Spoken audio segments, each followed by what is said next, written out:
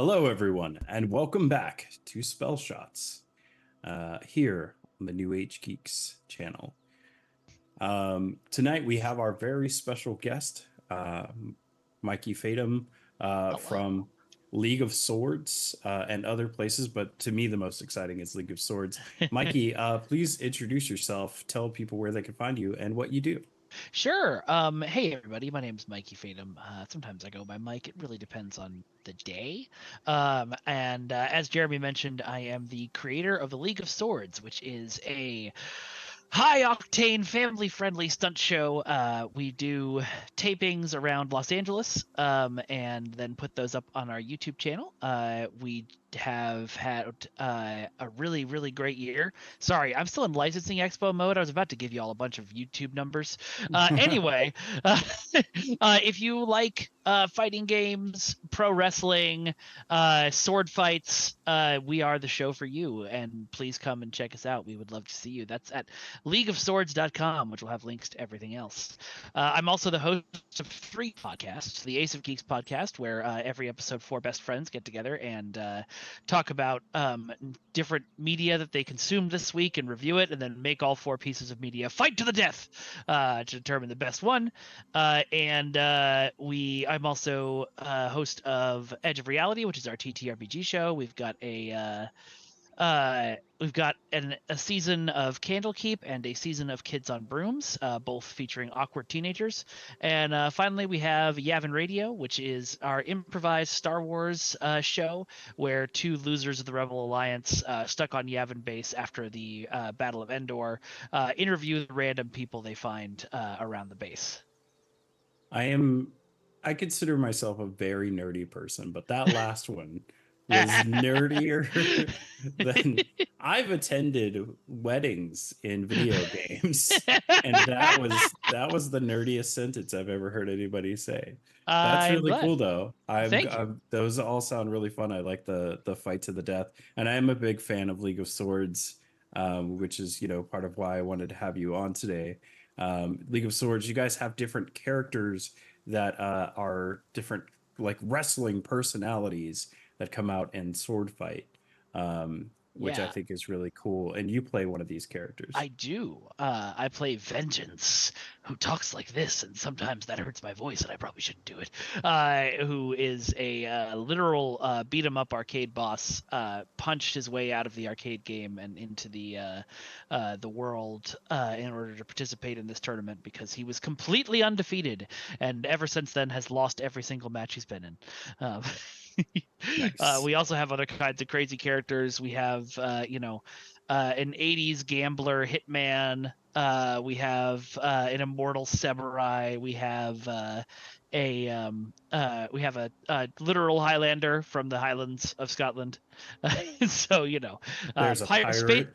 space pirate and land pirate. So all kinds of great stuff. Nice. And you, what do you have coming up? Well, we don't have any live shows coming up until the fall because I'm going to be going out of town this summer. But What do we you will have. personally have coming up? Oh, right. Yes. Sorry. Yes. This very weekend. You should go to Anime Riverside because you can see Jem and I. Jem will be a part of the loser Crimson Wolves, and I will be part of the winning Jade Eagles. And she forgot that she was muted, so I can say whatever I want. No, come join the 4 Empires. It's a really cool thing at Enemy Riverside. You get to sort of LARP with us and go on fun little scavenger hunts, and it's great. Yeah, I joined the Jade Eagles, by the way. So Hell yeah! Losers. Try It's hard. all about the cobalt wolves. sharks. Wow. All right, guys. So yeah, if you are going to Enemy Riverside, let us know in the chat. Let us know which empire you are going to join or are faithful to. I'm sure nobody's going to say Crimson Wolves, so I'm not worried about that. All right, guys.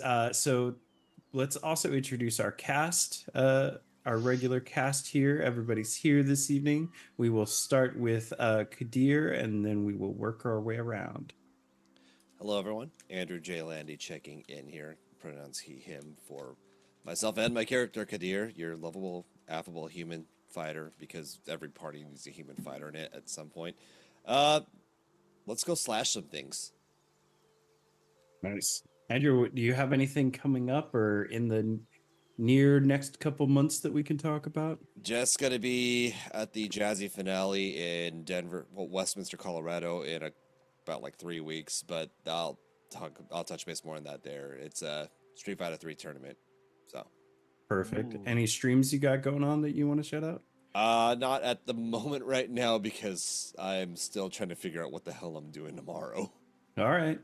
Well, Andrew, myself, and Michael Powell were all guests of Creators Assemble this past weekend for their charity streams. So big shout out to Creators Assemble for having us, and a thank you. I'm here to do everybody's marketing. That's what I do. And we fell appreciate for my it. trap. You fell for my trap.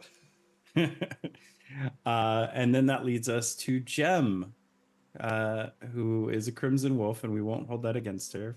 Oh, well, we're just the winning team, so I'm sorry. Are you though? Are you?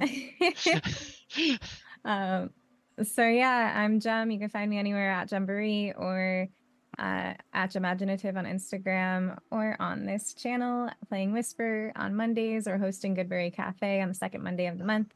Tonight I'm playing Mira, the sexy sorceress, and yeah, I will also be working Anime Riverside this weekend. So if you are there, come and join the winning team Jade with Eagles. the Crimson Wolves.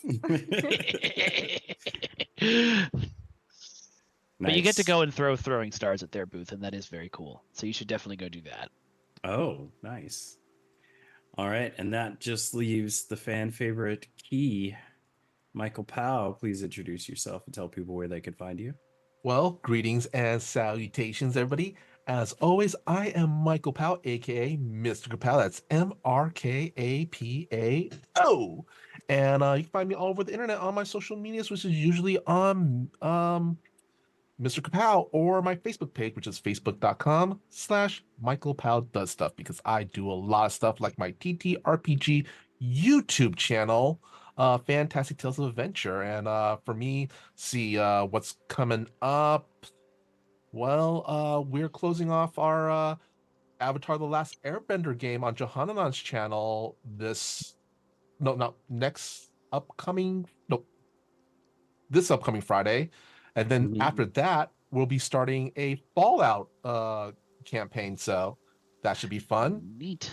Yeah, Nice. I'm playing a malfunctioning Mr. Handy that thinks they're a game show host. Oh, I love that. That was Yeah. my vote. You asked like which you should, Yeah. and I was like, do the Mr. Handy. That was Yeah. also my vote. And let's see, also near the end of June or beginning July, I am going to be launching a new YouTube series of videos on my Fantastic Tales of Adventure channel. So keep an eye out on that. So I'm just going to say that. Perfect. And shout out to November Leaves for putting everybody's link trees and information Thank you. in the chat. We appreciate you. And I am your host and DM, Jeromy DeChant. I am JeromyTV everywhere on the internet. Like I said, we did just do that great thing with Creators Assemble last week. I was also recently interviewed on Question Crunch podcast, where I got to talk about being a dungeon master. I got to talk about marketing, which is my day job, and being a professional geek, because I do marketing for big geeky companies.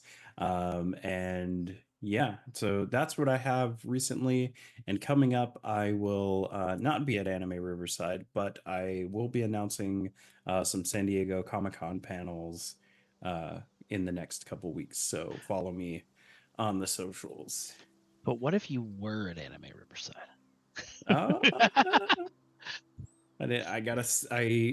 Couldn't get a hotel, so I'm saving my hotel money for other things. Fair. But yeah, so that's everybody. Thank you again for tuning in. we did have a little bit of a gap, so I will go through kind of a recap of what we did last time and where we left off in the overall story.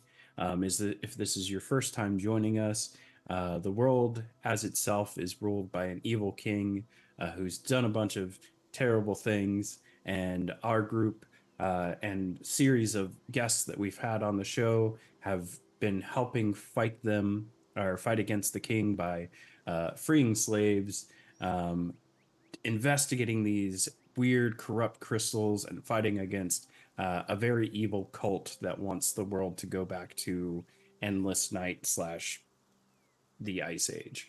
Um, that's kind of where the world is currently. And specifically, the adventurers as a guild has seemed to side with our group and pick a little bit of a fight with the king himself. And because of that, the tensions are high and the chance of war begins to mount between the Adventurers Guild and the Kingdom of Kaiser. Making it hard to be an adventurer within the kingdom um, as these tensions grow. Our group was sent last time on Spellshots Z. Our group was sent into a familiar um, cult hideout where they entered into a cave, and through that cave, they were going to track down Deidre the 14th, one of the numbered cultists and leaders of the cult, to find out the information that she had on what the king was planning and his whereabouts as a whole. Unfortunately, entering the cave was a trap, and they knew that our team was coming and caused a cave in to block their path. At which point they fought one of the cult members who was using some sort of strange combination of magic and science to augment his body, taking on a uh, half humanoid, half draconic form, and our team fought him, and then discovered that the entire thing was a setup. Um, they are currently still trying to find Deidre and get the information on what the king is doing and how to stop him. Um, and that is kind of where we left off. After the cave in, you fought a chimera as well. I should mention that. It was kind of a big thing. Little chimera you guys fought. You killed it so fast that it didn't register. You fought a chimera, you got some chimera parts, and you sold them when you got back. There was also a trident um, that you wanted Larry to investigate, so we'll go over that.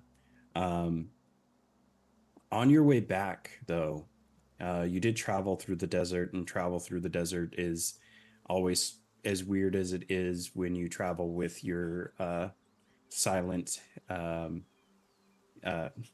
tour guide, as it were. But when you reached the city of Hubris, the main capital city there in the center of Kaiser, this is where the king's power is strongest. This is where the Imperial Army is not just the Imperial Army, they are the town guard. They are the force at every corner that you take. Through the help of your friend Alistair, the tiefling, who also rescued you with the blimp, um, you were able to sneak into the Adventurers Guild and take the teleporter pad back from Hubris to Glassagian, saving you weeks of travel, so that you could hurriedly get this information back to Granny Gray, the Adventurers Guild, and Larry. It's been about 2 days since you've made it back. You've had time to recover, but not really time to do much else. So first thing, Larry did have the trident checked out. The trident has a unique property of growing on command. So if you can imbue magic into it, you can make the trident grow. And the level of which the trident can grow is based on the number of spell slots you put into it. So that's why the trident changed shape and size when he transformed. You have a finger up, or you have a lot of fingers up key. So I just want to say, so it's a reverse Rita Repulsa. A reverse Rita Repulsa, or similar to the Monkey King's Jingu staff is Gotcha. another way to look at it. But yeah, you can make your trident grow. And I believe Mira was the one holding on to said trident. You were able to sell the Chimera parts for a nice 600 gold in total, which is really solid for the current situation. And Key did receive his alchemy jug that he ordered from the Centurion Express Amazonian delivery. Key. Sorry, I have one more question. Would it be possible for Key to hold onto some of the Chimera parts for experiments, like some of the gallbladder liquid or stuff like that, for alchemy stuff? I think you didn't take any gallbladder liquid. It was just you took the salvageable parts because it was on fire and cut into a lot of pieces. Yeah. And Kadir basically like murdered it. Yeah, well, I was saying if I could keep some like a sampling of it. I will say that you took a sampling of it. Don't make me regret giving you Chimera. Got it. No, I just Chimera bile, whatever, Chimera poop, whatever you just took. Don't make turn this into delicious in dungeon. Yeah. Oh. So yes. The other thing that happened, we did receive a donation on the towards the end of the last stream, and Kadir. Oh no, sorry, Kadir had a potion, and that potion was a potion of the Mallard. Kadir drank it while he was very intoxicated and was trying to cure his wounds, and instead can now turn into a hawk once per day, because why not? So cool. So Mira, you do currently have the trident. If you wanted to give it to somebody, you could. If you wanted to sell it, that would be kind of a hard process because nobody wants a cold trident. But somebody might. And did we sell the Chimera horn as well? Yeah, the Chimera parts sold for 600 gold in total. Sweet. So I believe 200 gold for each of you. Cool. Which was kind of a black market deal because of current circumstances.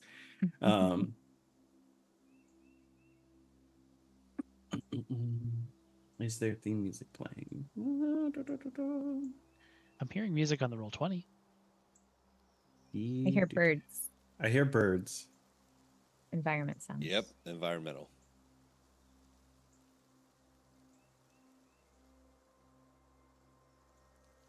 I forgot to do the music. Thank you, November. Anyways, so you are now back in Glassagean. You've been there for about 2 days, still reeling with everything. Oh, and I only bring this up because Key brought it up, and Mira keeps bringing it up. But there was a mention of a mole, which is a small rodent creature that digs through the ground. But there was some weird coincidences where it seems like they knew you were coming, and that note seemed to imply that they knew exactly when you'd show up. So you guys can do with that what do with that what you will. But I didn't say there was a mole. That's something Key said. But Key also thought Key found diamonds. Spoiler alert: those were not diamonds. What were they? We Those never were- found out. Those were rocks. Oh, But they were shiny rocks. They were rocks that were painted. Yeah. Okay, as a rock hound, that's interesting. Okay. Yeah. I mean, were these rocks like were they like 4-sided and 6-sided, 8, 10, 12, and 20-sided? I don't know. Maybe that actually sounds good. I'm gonna pretend I thought of that, and yes, they were. You have a Okay, collection he is of creating shiny rocks. he's creating a new game called Office and Supplies. Perfect. All right, so we will start with Key. Since you've gotten back to the academy, you guys are still stuck staying within the grounds of the school, and it is hard to get mail to and from because of the cut down from the Imperial Army, or crackdown from the Imperial Army. What have you been doing in your 2 days of recovery? All right. Well, I'm thinking that he's doing 3 different things. One is, actually, first, what's our decision on doing with the trident? Are we selling it, or could he experiment on it and maybe transfer the enchantment onto something else? That is Mira's call because it's Mhm. Mira's currently in Mira's Yeah. possession. Mira, after finding out what it is and how it works, she's like, "Oh, this isn't as cool as I thought it would be." I don't know, Kadir, Key, what do you think? I don't really want it, so It'll be interesting to maybe experiment on it. Maybe we could transfer the enchantment onto something else. just don't blow up any more buildings. No promises. Do you realize asking Keen not to blow up a building, that's low odds, right? Well, does anybody have anything they want to have the enchant maybe transfer to something else? Maybe Kadir, you want me to try to maybe transfer it to your sword or a dagger or something? Or Mira, maybe on your hairbrush thingy. Kadir's gonna produce the katana. I'm not sure what you can. I don't think I should enchant anything on this. I mean, I appreciate the thought, but this is my friend's katana, and it already has some. It has some things that even I don't fully understand, but I don't want Fair. to mess with it. But I appreciate it. Or we could buy something and maybe we could transfer it onto it. Like maybe a big pot of gumbo. Imagine we get a little pot of gumbo and make it really big, and then we sell it and make a lot of money. I might be interested on my hairbrush. Okay. All right. Key, do you want to try to transfer the magical properties of the trident to Mira's hairbrush? Yes. All right. I don't know what kind of check this would be.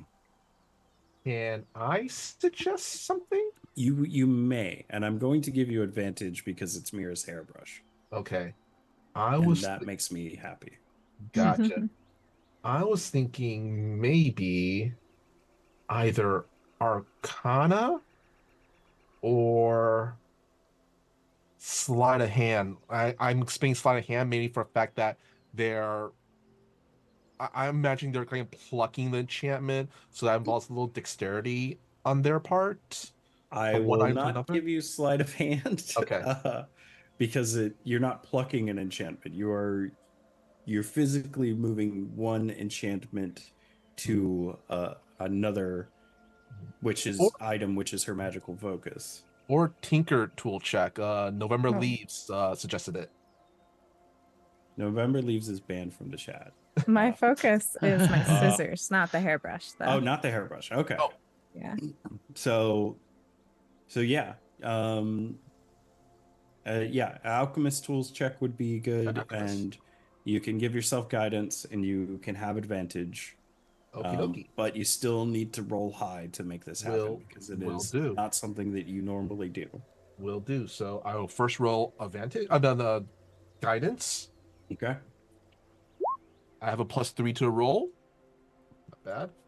And now I will roll on alchemist supplies. Public roll, yeah. Oh. 26. Oh, 26. good thing you have advantage. Yeah. Mhm. 23 +3 will definitely do it. And that's a dirty 23. Yeah. That's not a natural 20. Mhm. But yes. So the property of growth has been transferred to Mira's hairbrush. Mira, you can increase the size of the hairbrush and essentially, I guess, the amount of damage it does if you use it as a club um, based on the number of slots you use. You do not require strength to wield it. And you as the wielder aren't really encumbered by its size change. The size change is not permanent. It lasts until basically a short rest. Okay. Cool. And the other two things I want Key to do is with their new alchemy jug, they're going to be producing mayonnaise nonstop. I want to specifically put out Kewpie Pie mayonnaise, the best mayonnaise. Kewpie pie mayonnaise is the best mayonnaise. If you've never had Kewpie pie mayonnaise, you're missing out. Yep. Um, Did that happen? yes, I And will. Well, I'm not. I'm just you. You could certainly try. okay, To quote a phrase, you could certainly try. gotcha. Yes, you can try to make mayonnaise. Okay. And the last thing I want you to do is every day they're out there going out into the garden checking for moles. Okay. That's where you find the moles in the garden. All right. So you can roll for your mayonnaise, and we will move on to Kadir and what Kadir has been up to, and then we'll do Mira, and then we will get into. Gotcha. I actually with the alchemy jug, I don't think you need a roll for mayonnaise. It just produces mayonnaise. No, I'm serious. Put Like, the alchemy jug in the chat so everybody can okay. see. Cool.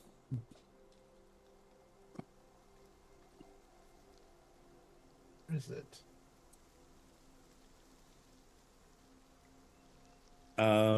Kadir, what have you been up to? Kadir's been training as usual because Kadir likes to hit things every now and then. But also, Kadir, I will take time to visit any of the shops to try to acquire more potions because potions are helpful.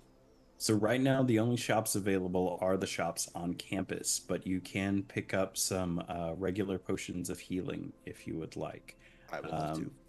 The current quantity, because stock is limited, is 5.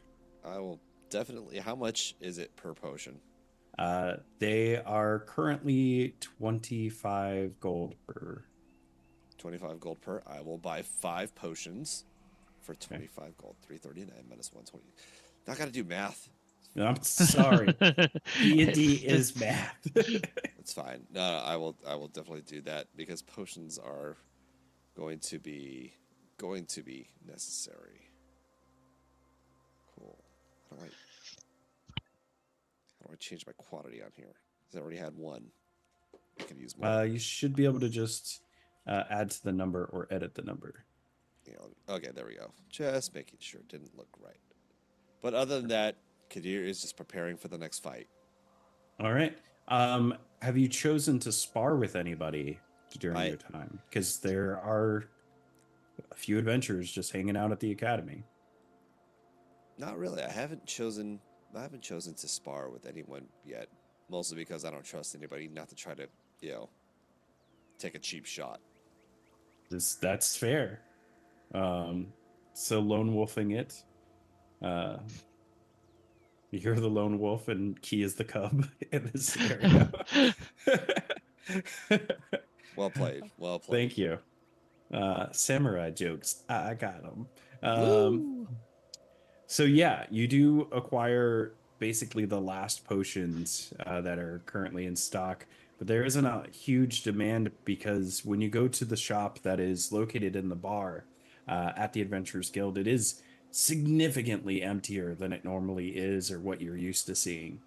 Um, it seems like most people are working in other countries right now to avoid kind of the issues. Um, and that brings us to Mira. Mira, my dear, how have you been spending these 2 days of R&R?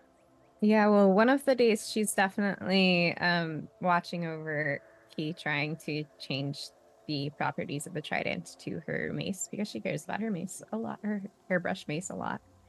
And the rest of the time, she's really suspicious about how they seem to know exactly when we are arriving. So she wants to ask around at the other adventurers there if anything suspicious was happening at their travels or if they've noticed anything. Has anyone been acting weird? And she's like putting all of her charms into her conversation so nobody like Is there understands why she's asking. Is there anybody in particular you want to go to, or anybody you trust to get information from? She wants to ask as many people as possible, but one person definitely she wants to talk to is Alistair. Okay, I was thinking Axel the bartender. Oh, he's a fair on the list if he's okay. So let's do a general. I would say you can either pick performance or deception for this.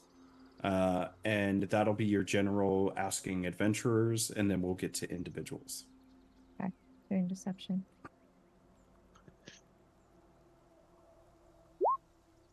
Oh, that's horrible. You don't really get any straight answers from some of the adventurers, and you could tell they're kind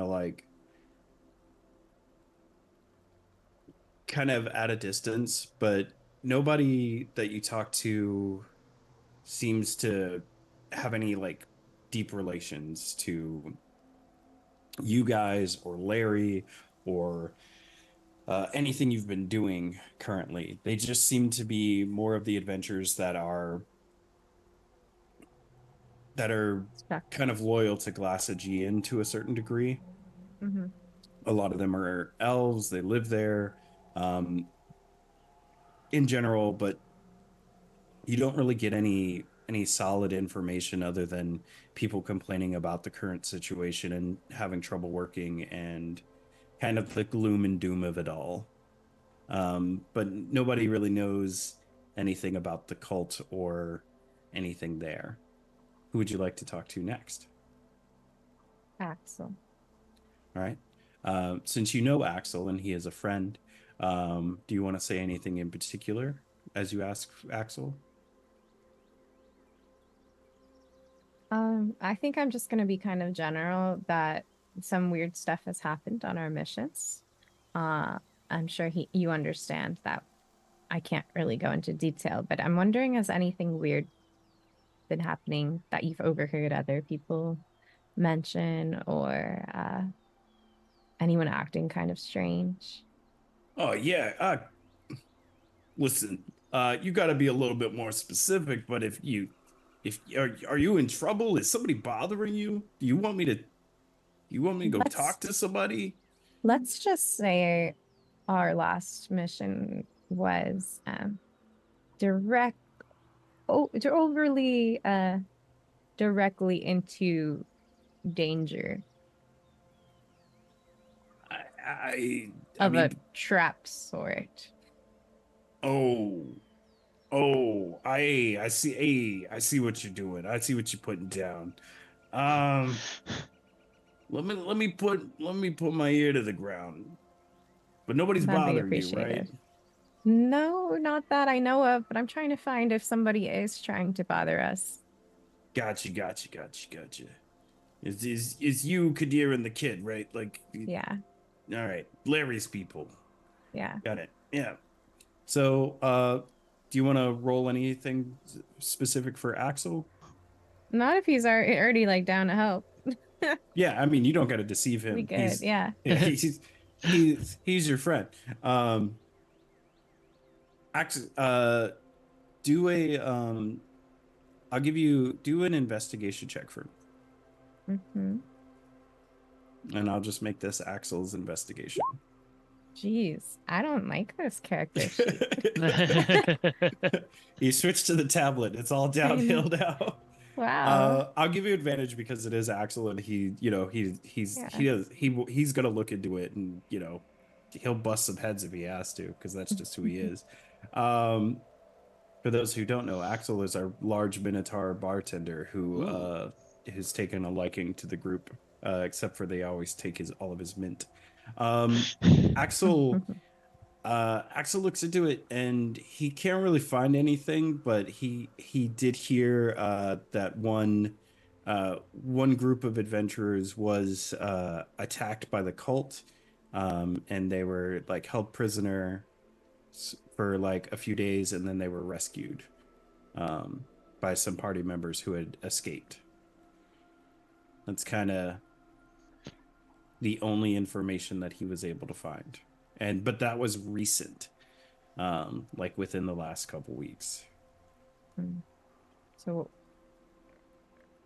there was a party taken by the cult. Yeah, members of a party. Some of them got away, and then they led back a group of adventurers, and then they rescued the ones who were kidnapped or taken prisoner. Not really helpful, but yeah. No, but it's cult activity that you now know about. Mm-hmm. And then our dear Alistair, who has also just been kind of sulking in the bar. So he is not far from where you are currently. I want to insight check him. He is a little intoxicated. Mm. And he seems happy to see you, but happy in a like, oh, I'm happy to see you, but I just don't want you to know that I'm sad kind of happy. But you can roll an insight if you want to try to get any more out of that. But yeah, even with your natural insight, he's intoxicated and sad. Mm-hmm. I would like to see if I can get any more. Okay. All right, an 11. Yeah, he is drunk and sad, Mm-hmm. and he is intoxicated. So you can ask him about things, and you will get advantage on, I guess, whatever you ask him. But he's oh my dear, it's so good to see you. I'm just What's going on, Alistair? Axel, can I have another round? What's going on? Nothing. What's going on with you? You made it back. Come on. We made it back. We're friends. I can tell that there's something bothering you. Well, if you must know, my family lives in Hubris, as you know. And I haven't been able to see them even when I was when I was visiting. My parents would not let me see them because they are how do you say, taking the king's side because they suck. Sorry, that was crass. But yes, I have been denied access to my parents because I am an adventurer, and would you like a drink? Does that mean you've been denied access to their money as well? I've been, what they say is, I have savings. It's, Let me buy you this round. Oh, yeah. Well, thank you. I'll buy him a drink. All right. So he drinks. Is there anything specific or anything else you want to ask him about what's going on? I might just ask him the very general questions I was asking other adventurers because he still hasn't fully earned my trust yet. Got it. Do you want to go with persuasion or deception? Uh, let's go with persuasion at Okay. advantage because he's drunk. Yes.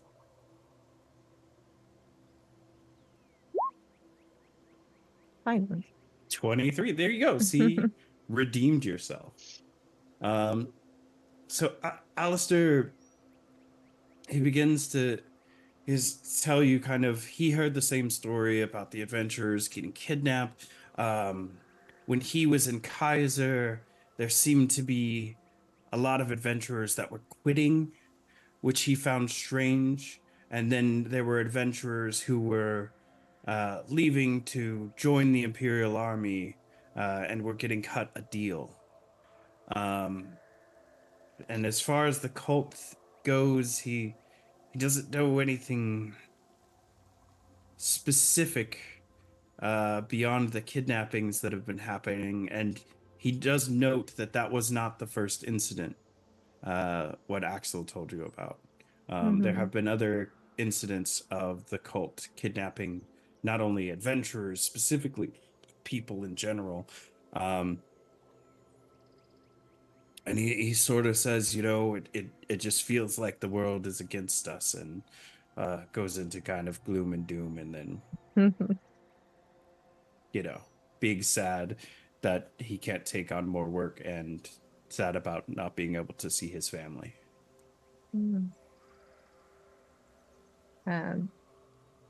I find an exit in the conversation and I give him 2 pats on the back. Hang in there, buddy. That's rough, kind buddy. of talk and yeah, and continue on. Perfect. Poor Alistair.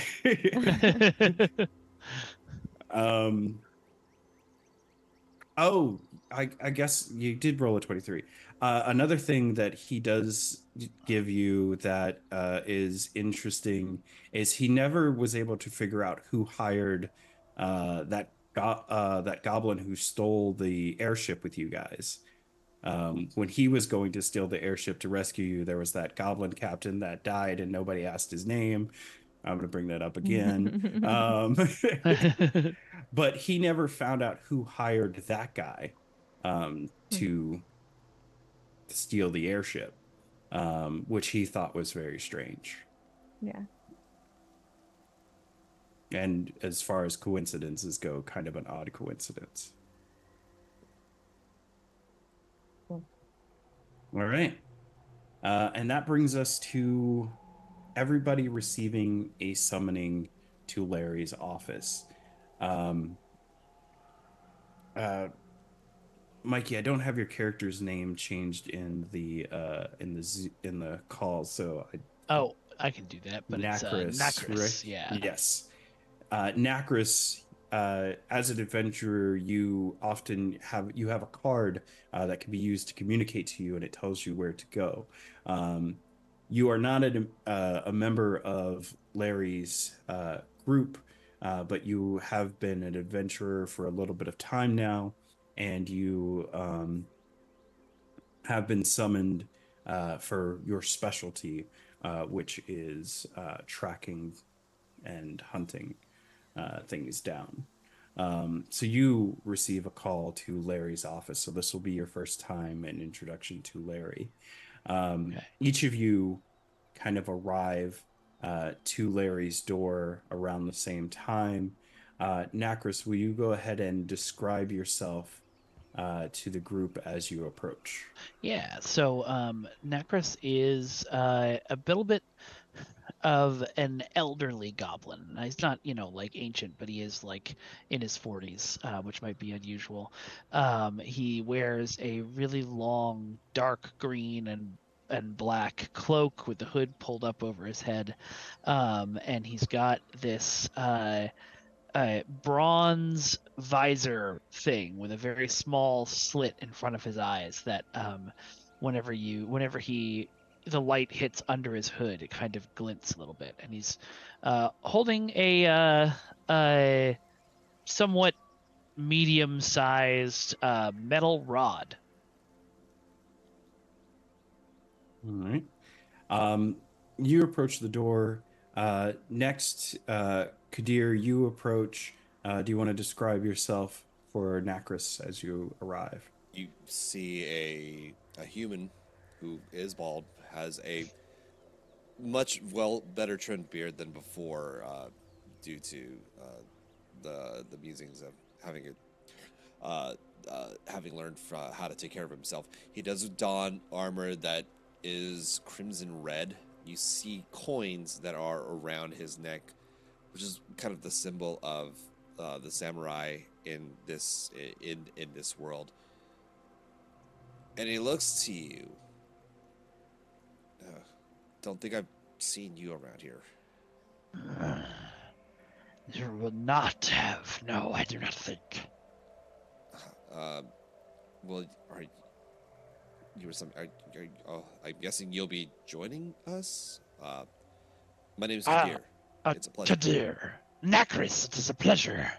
I am unsure why I am here other than I heard they needed a tracker.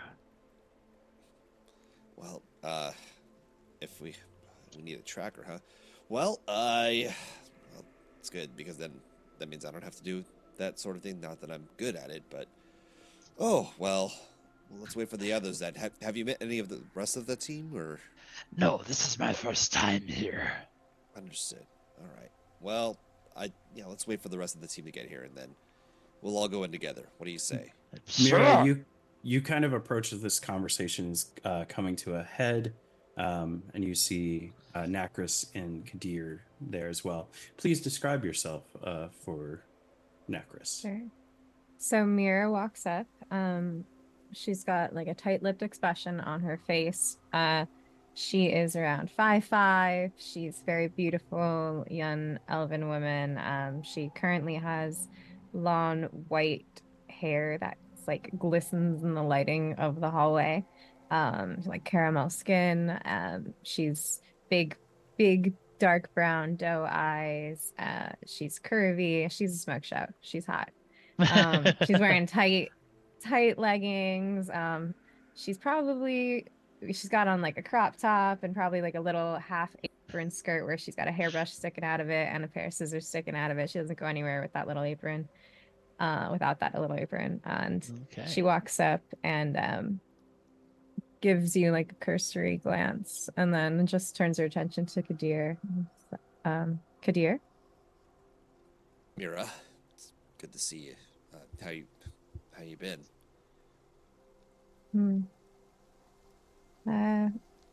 Just trying to figure out what's going on. And you are? And then she'll pay attention. Oh, you do know I'm here. I am Nacris. It is a pleasure. Mira, I don't reach out to shake your hand. All right, then. At that moment, in comes Key. Key, please describe yourself to Nacris. Key, you are muted. Right. Gotcha. You see what looks to be kind of a lime green, maybe just a tad shade darker ooze blob that's about halfling size. If you take a closer look at it, within their body is what looks to be kind of random things just floating in and out, drifting in and out of sight like a half-eaten sandwich. A bottle of what looks to be white stuff, breastplate armor, some lockpicks, a folded up piece of paper, a backpack, and what looks to be a pale red nucleus. And it also has what looks to be a smiley face on it, as if a child doodled it. And kind of fluttering about them is this metal thing that looks to be the size of a hockey puck with dragonfly wings on the side. And as it floats up to you, it looks up and goes, oh, kind of pulls out a pink note from it. And, hello, goblin type person. My name is Key, D-grade artificer, wealth redistribution specialist, and silver ranked adventurer. it is a pleasure to meet you. I hope we get along. If lost, please return to Master Lock in Juarin at 827 South Sandpile Way by the kebab stand. Turn left at the second date tree, and if you see the tea shop, you've gone too far. Well, so the second day tree? A second, yes. All right, I don't. Hold on, and pulls out a little piece of paper and starts scribbling down directions frantically. I was never very good at this. It's okay. I don't get lost as often now. I see. And I've never seen. And you said there's no one's ever seen a creature like. People who have been at the academy for a while have seen Key about. Okay. Key also famously almost burnt down the academy once. But you, because of your lifestyle and I only come in when they call me attitude, this is definitely your first time seeing a plasmoid. Yes. Is it a rude question to ask what you are? Well, to be honest, I'm not quite sure myself. Well, Key is Key. That's what Key is. Key is Key. Fascinating. Where did you remember entering this world? What's your first memory?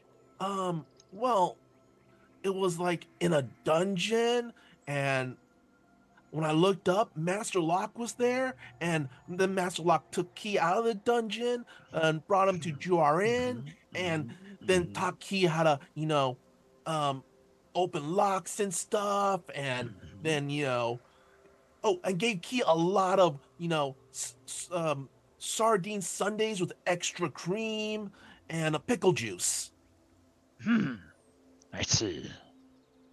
And so this conversation goes on for just kind of a minute as you get the different flavors of our little group. Before long, one of you does need to open the door to enter Larry's office. Who would like to be that person? Got it. Opens the door. Perfect. Ooh, I did some mischief. I don't know if this is going to affect you guys right now, but we will see. Should not affect everybody. No, it should be fine. Can you guys see now that you've moved to the new map? Yeah, I see. It is all darkness for me, so you might have to give me sight.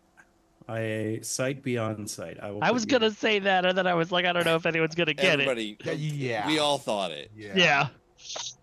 There we go. You should be on the map now. I just need to adjust your size. He's a tiny goblin. He is a Hold me close now, tiny goblin. Gnome sized. Yeah, so now everybody should be able to see. We're waiting. Yep. Cameraman Joe. How about now? I just put your camera on the thing.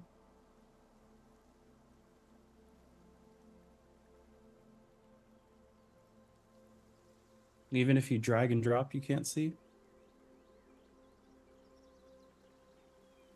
Oh.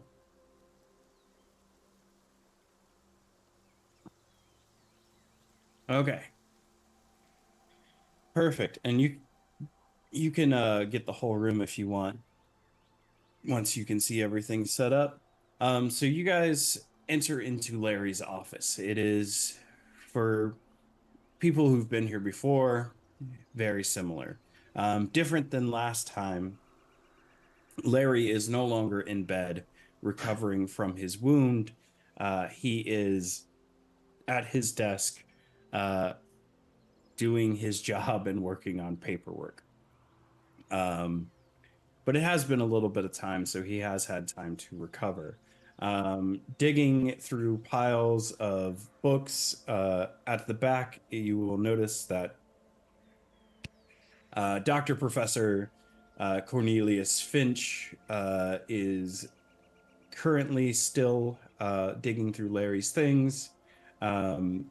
Then Bird, as always, is there on the table, bouncing, excited to see you. What would you guys like to do?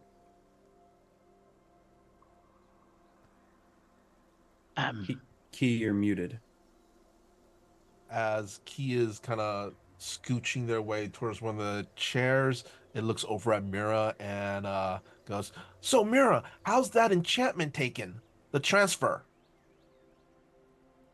I mean, as I walk to the chair, I mean, you just did it 2 days ago. I really haven't gotten a chance to hit anything with it yet. It hasn't like blown up or grew so big it busted a hole through the roof or anything like that yet, right? No, is that something I should be worried about?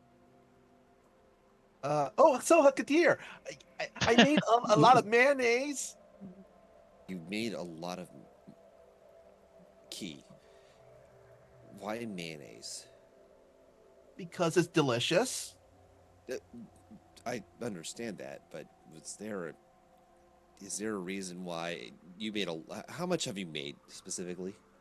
Okay, out of character, you said it's been like 2 days, right? Since Key got the thing? I don't want you to fill the world with mayonnaise, but yes. And you guys can move to any spot in the room that you would like. Oh, not so much, just 4 gallons worth. And Key, what are you gonna do with 4 gallons of mayonnaise? Well, Key did say it was delicious. Touche. Kadir's gonna look over to Larry. So, you summoned us. Yeah, sorry. Still a little hard in the chest. Yeah, so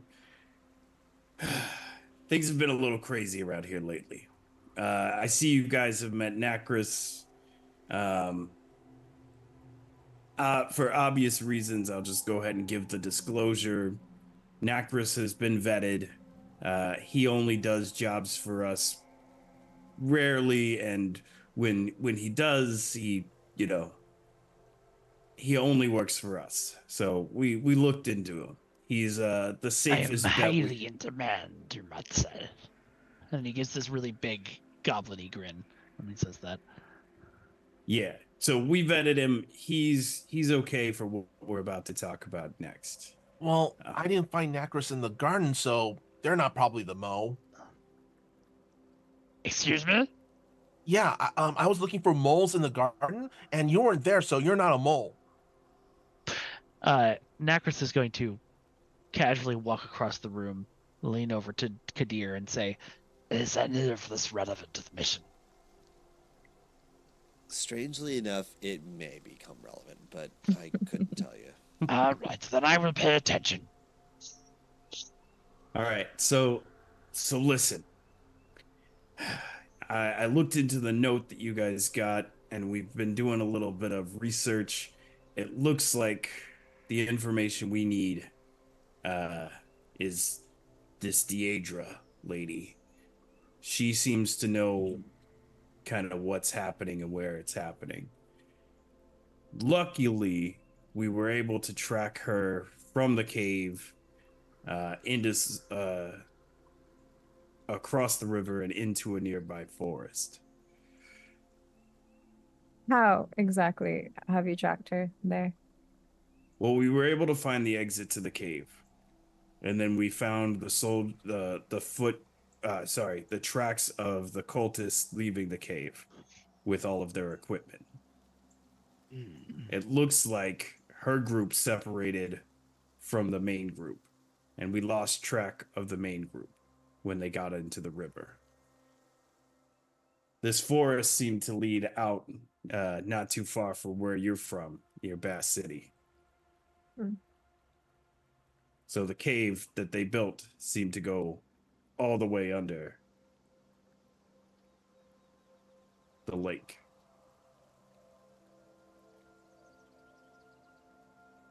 Or not the cave, but the underground base they had. Yeah. The tunnel went, you know what I mean. So Our best information says that Deidre's heading or is in this forest. How do we know it's her and not one of the other numbers?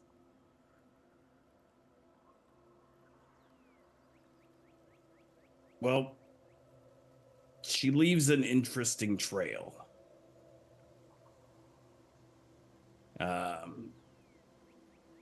From what we have found out about her, she tends to eat things while they are alive.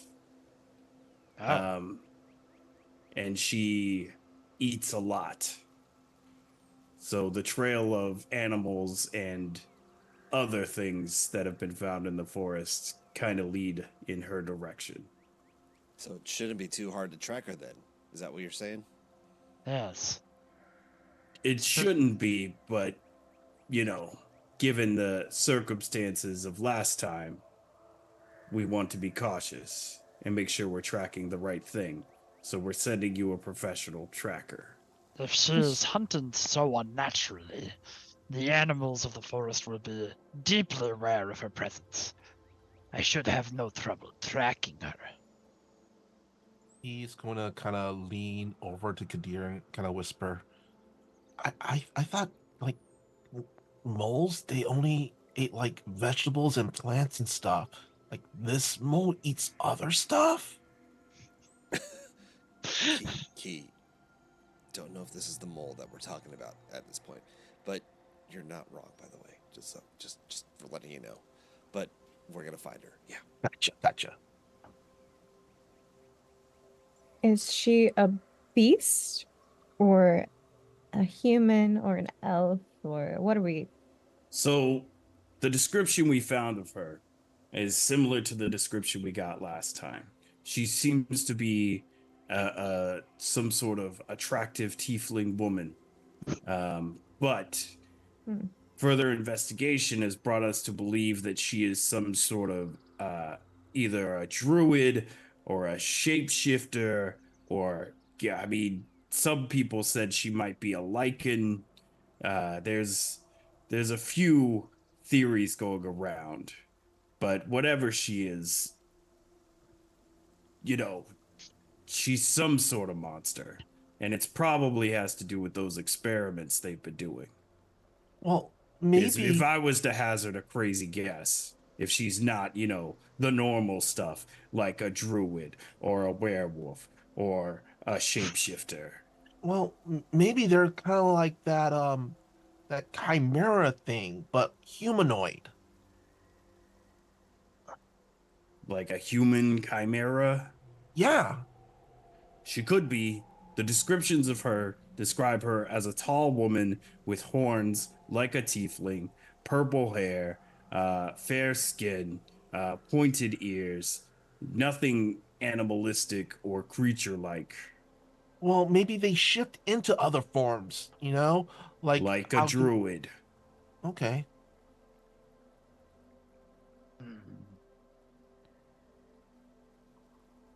So we're sending you with a druid who knows about shapeshifting and knows about tracking to help find her.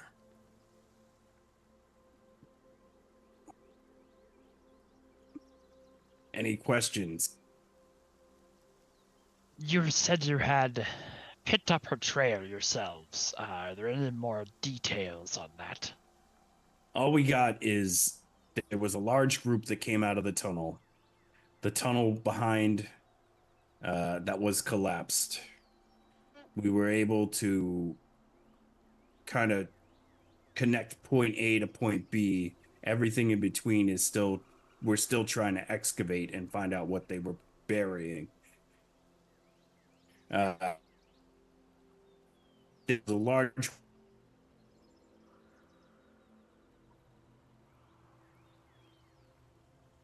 city to have the boat to be waiting for them, but not all of them got on the boat. A small group went and made camp elsewhere, and we did try to send some adventurers who were in the area to look into it, but we haven't heard back from them. Hmm. And that was the last update we got, which is why, unfortunately, I can't let you guys rest anymore. We got to go and look into this while the lead is hot.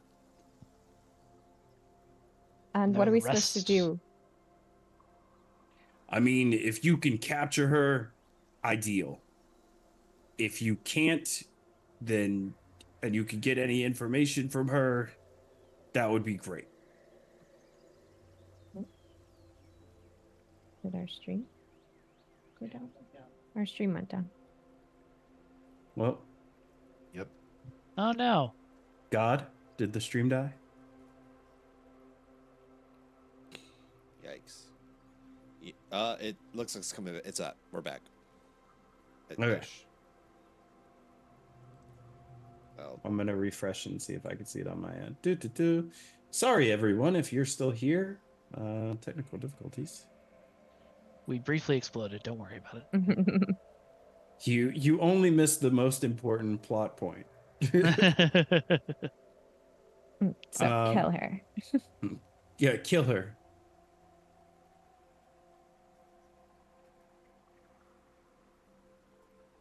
Looks like we're good. I can Yeah, hear I'm myself.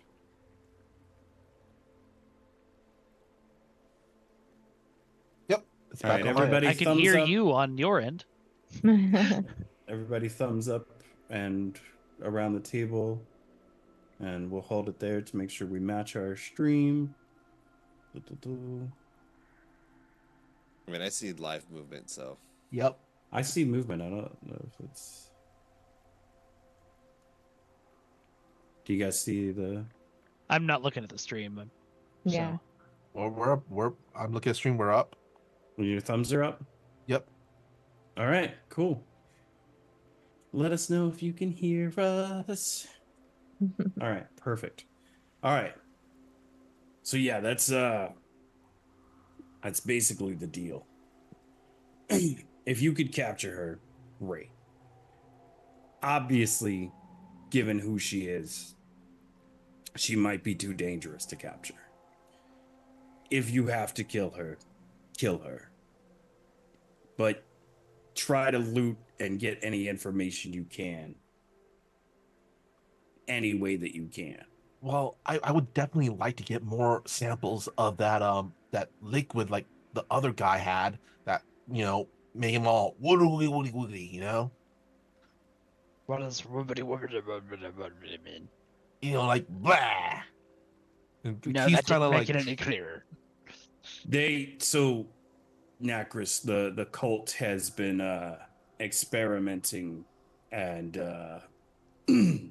juicing themselves up using magic and some weird science.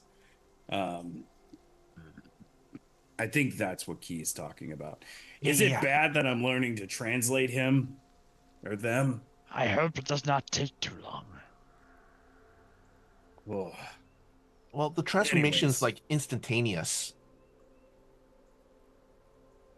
Mira, did you have any other questions? No, not that I can think of. All right. We're going to be sneaking you guys out of the city through the underground tunnels again. Oh, yay! I get to go into a barrel again. And then we'll be taking you to the location of the cave, and from there, the trail, as it were. I do have one more question. Yes. Are we having the assistance of the spirit again? Oh. You'll have to ask Dr. Professor what's his face over here. Dr. Professor Cornelius Finch Jr. the Third is the spirit, at least.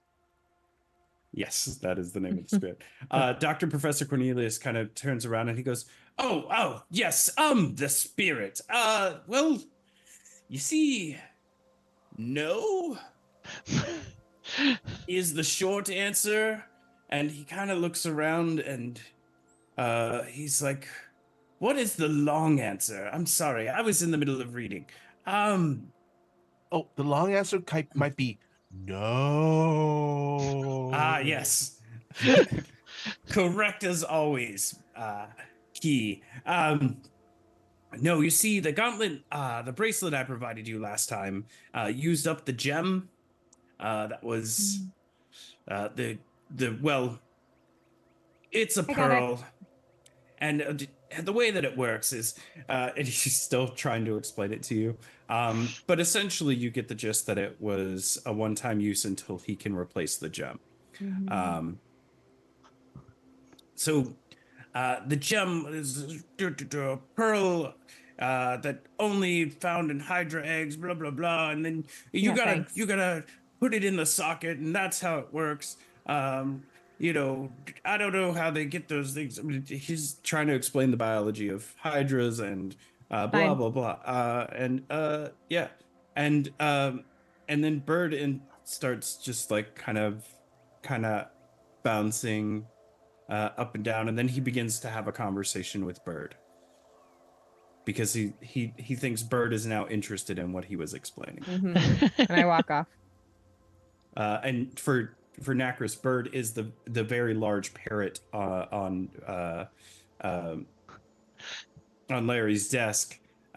He is a large tropical parrot that kind of bounces up and down and goes peanut, peanut, and gets really excited whenever people come into the room. So you've named your bird Bird. What an inventive name. I didn't name him. So Bird is bird, like key is key. I can see that. anyways, yeah, so that's the deal. If there's no other questions, we need to get you guys out there. Hopefully you find the other adventurers. They were not part of my group or my roster, but they are, adventurers like yourself, and it would be nice if they were okay. We shall return them to you if we find them in one piece. Perfect. The stream looks like it went down again for me, or is it an ad break? Not It great. froze? Okay. Maybe I'm just having trouble on my end. But with that, we will go ahead and take a 10-minute break. And then we'll come back and we will enter the forest and hunt us a cult member. Sweet. Yee. Sounds awesome. All right. God? God, are you there? I'd like to pee, Let us God. all pray. God, I'd like to go to the little DM's room. Ditto. Trido? Is Ditto a plasmoid? Next be. time on Pokemon. Who's that Pokemon? I don't know if God is with us. God I- has abandoned us. Hey! Hey. I was about to start talking shit about God. Anyways, could we, Are we on break? We'd like to take a break.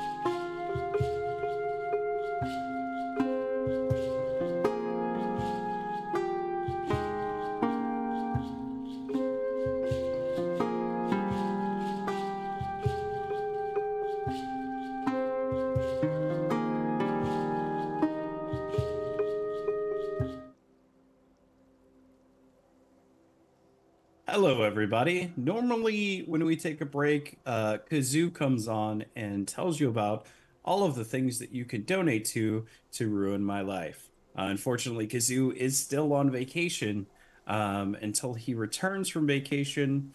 Um, we can't we won't have him on, but I will do his job because that's what you do when you're in charge and your employees go on vacation. Kazoo would normally tell you that use your vacation days while you have them. And I'm going to use all my sick time. This is the note he left. I'm going to use all my sick time and all my vacation days, and you can't stop me. That was his note. So he didn't really leave a message for you guys. I apologize. But we will go over the donations. Oh, we received a donation right now from one of my favorite humans on the planet, Sane Cat Lady. Thank you for donating $25 to give inspiration to everybody. If I to everybody? To everybody? Myself included? Are you going to give me, Sane Cat Lady? Are you going to give me inspiration? If you would like to donate, the link is now in chat. Inspiration for everyone, including the DM. I just read your message.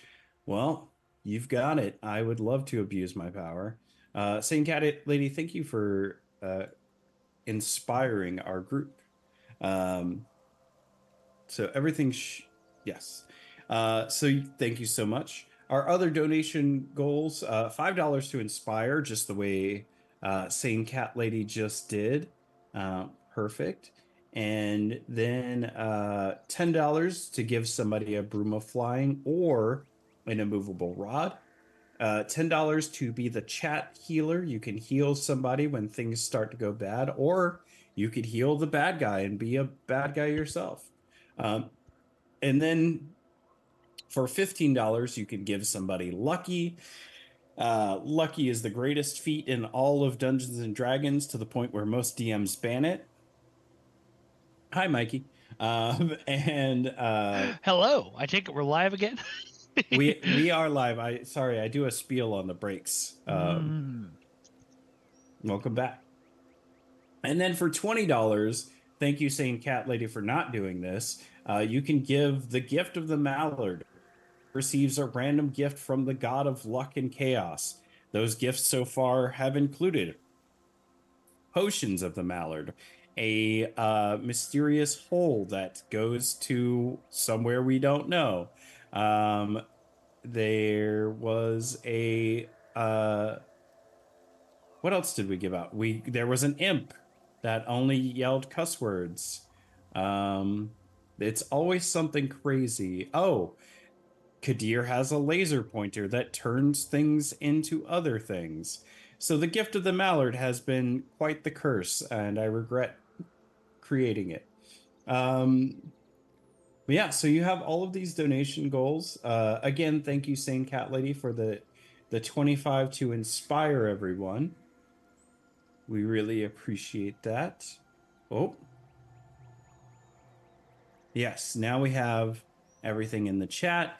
And you can donate at any time throughout the stream. It doesn't have to be right now. If you want to help, you want to inspire, you want to hurt, this is an interactive experience. Shout out to November Leaves for taking care of the chat today. And hello, Sane Cat Lady. I'm not seeing a lot of chat, so if I'm missing anybody and I didn't say hello to you, I apologize. Hello, everyone.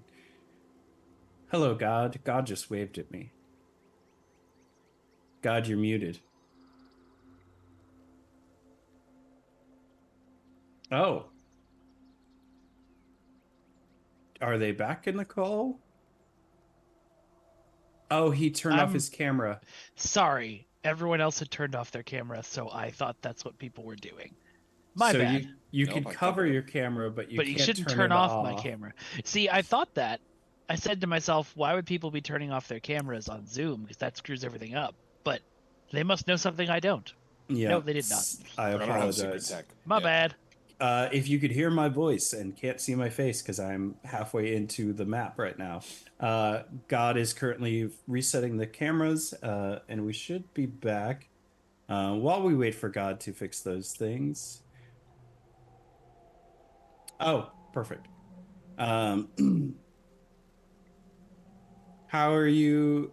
How are you doing, Mikey, our guest? I am doing very good. I am having a great night so far. So while you guys were away, we did receive a donation, and it was $25 to give inspiration to everyone, including the DM. So Oh, go ahead and mark that you have inspiration, and be aware that I also have inspiration. that's so cool. That's cool. That's very cool. We're definitely not gonna die. Yeah, big thank you to Sane Cat Lady for that. And again, it could have been a gift of the Mallard. So for me, this is a win-win. I get inspiration to use against you guys, and nobody got a random chaos item. All right, and we're just waiting for everybody to rejoin us. Um, and then we are going to enter the forest and hunt us some cult members. Woo! Mikey/Nacris, do you have any questions about the world or the travel or anything you might be doing so far? No, I think it's good that my character is sort of a hermit, so that when you guys say things that I don't understand, it makes sense that my character wouldn't understand it. But I'm excited to tag along and have some fun. Got it. And I like the voice you're doing. It's a Thank little you. it's like an angry Yoda. That's as It's soon as it came out of my mouth, I was like, "Oh, Yoda, this is." yeah. Yep. Totally wouldn't be averse if you went full Yoda, by the way. I've always Yeah. wanted to make a video, and this is totally random, but of Yoda reading out. You know how when you're driving down the road and they write something they want you to see, they write it backwards because you'll see the one word first because you're coming towards it. So it'll say like "here, wait" instead of "wait here." I've always Oh. wanted to do a TikTok. It's just Yoda reading those, but there aren't enough of them in LA. There were a ton in San Francisco. This has been Random Thoughts with Mikey. Yeah, I don't think I've seen too many of those. But Yoda anything is always good. Yeah. Welcome back, Jim. And I believe there we go. And we're all back. So for those who missed it, we did receive a donation. Everybody has inspiration. Thank you to Sane Cat Lady Thank for you, the Saint Cat donation. Lady. Thank you, oxymoron username. She's very sane. She only has 9 cats. We talked about this. It's fine. So with inspiration, you guys know that you can use that to give yourself advantage on a roll. I do always ask that you use it in the night that you receive it. But you do currently have inspiration. And I do as well. So be afraid. Be very, very afraid. I'm shaking in my seat. Can we use our inspiration to cancel out the DM's inspiration? No, you cannot. Darn. Gotta ask. Gotta ask. It's a good All right. question. So while we are traveling, I will put you guys on the world map. You take similar routes. You go through Junox Junction once again, and you could tell that Junox Junction, while kind of the same and still welcoming, you notice that they've sort of built some new fortifications. As you pass by and you are in a hurry, unfortunately, you can't stop to take in the sights. It does seem to be there seems to be a little bit more of a presence of people are walking around like they normally would, like you saw Boris in passing, but Boris is armed as he walks around, as opposed to being his usual lumbering, comfortable self. That distinction carries over throughout your travel, and you do tend to take the road less traveled, as there have been stops by the Imperial Army for travelers. But your good friends at the Centaurian Express are always happy to accommodate any special travel needs. On the map, you can kind of see where you are heading. I'm going to click myself to that map.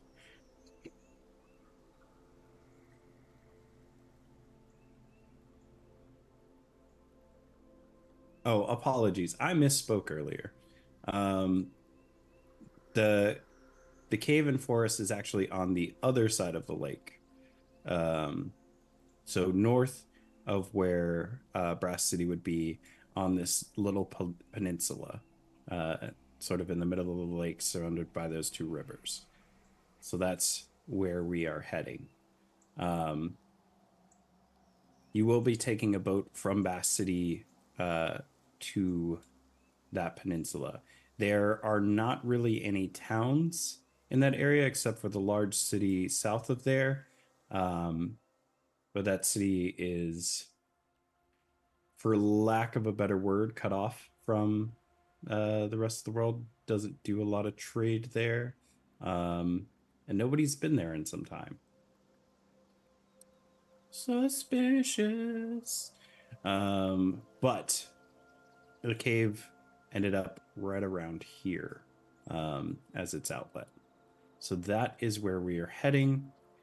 As we travel and cross the lake, is there any questions? Key.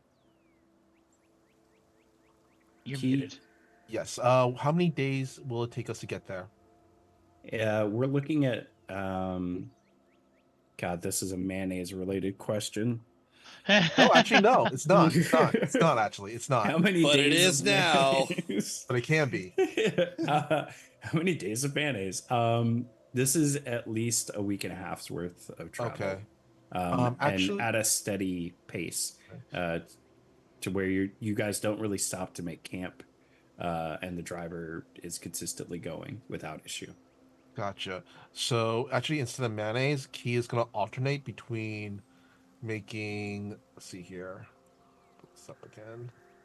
Making beer and honey, and oil. All right, I'm not going to do the math on that. I know. And You- also, sorry. And where are you storing all this? In your bag of Yeah, holding? exactly. And also, Key is going to use their artificer alchemist ability to create a experimental elixir. Well, I'm just gonna say every day, but I'm gonna say, but they're only inert for a day. So let's just roll for the last For day. the final day. Yeah, okay. Final day. As you are storing these things in your bag of holding, can I ask how much is in there currently? If you were to just ballpark it, I'm not going to make you do the math right now, but you can take your time to answer that. I need to know just how much stuff is that bag holding. Gotcha. Well, It's nothing to worry about. But you tell me and I'll roll a dice and we'll figure it let's out. say 8 gallons of beer, 2 gallons of honey, and let's see here, 3 quarts of oil. And 4 gallons of mayonnaise. Yes. No, give me a guesstimate on the total weight of everything in there. Is what I need. So don't answer that right now. Okay. You don't have to do the math for everybody. Because we Gotcha. play D&D, we hate math. Well, Mhm. also, we're probably going to be ingesting said honey, beer, and whatever. We're sharing with the group. Basically, I'm creating sustenance. Oh. Yeah. Is anybody eating and drinking the stuff that he is making? Anybody not eating, drinking? I mean, the honey stuff and that beer. I mean, I'm obviously I'm gonna drink it. Why wouldn't I? Oh I hell, don't know why any not? better. Yeah. All I'm right. not, yeah, I'm not just hoarding it. I want to ration it, for us I to such I as. I want to mark this as character growth Mhm. because at the beginning of this campaign, nobody would have eaten or drank anything that Key had made. That's fair. This is character development. Mhm. All right. Anything else while we travel Yeah, and get to where we're going? elixir.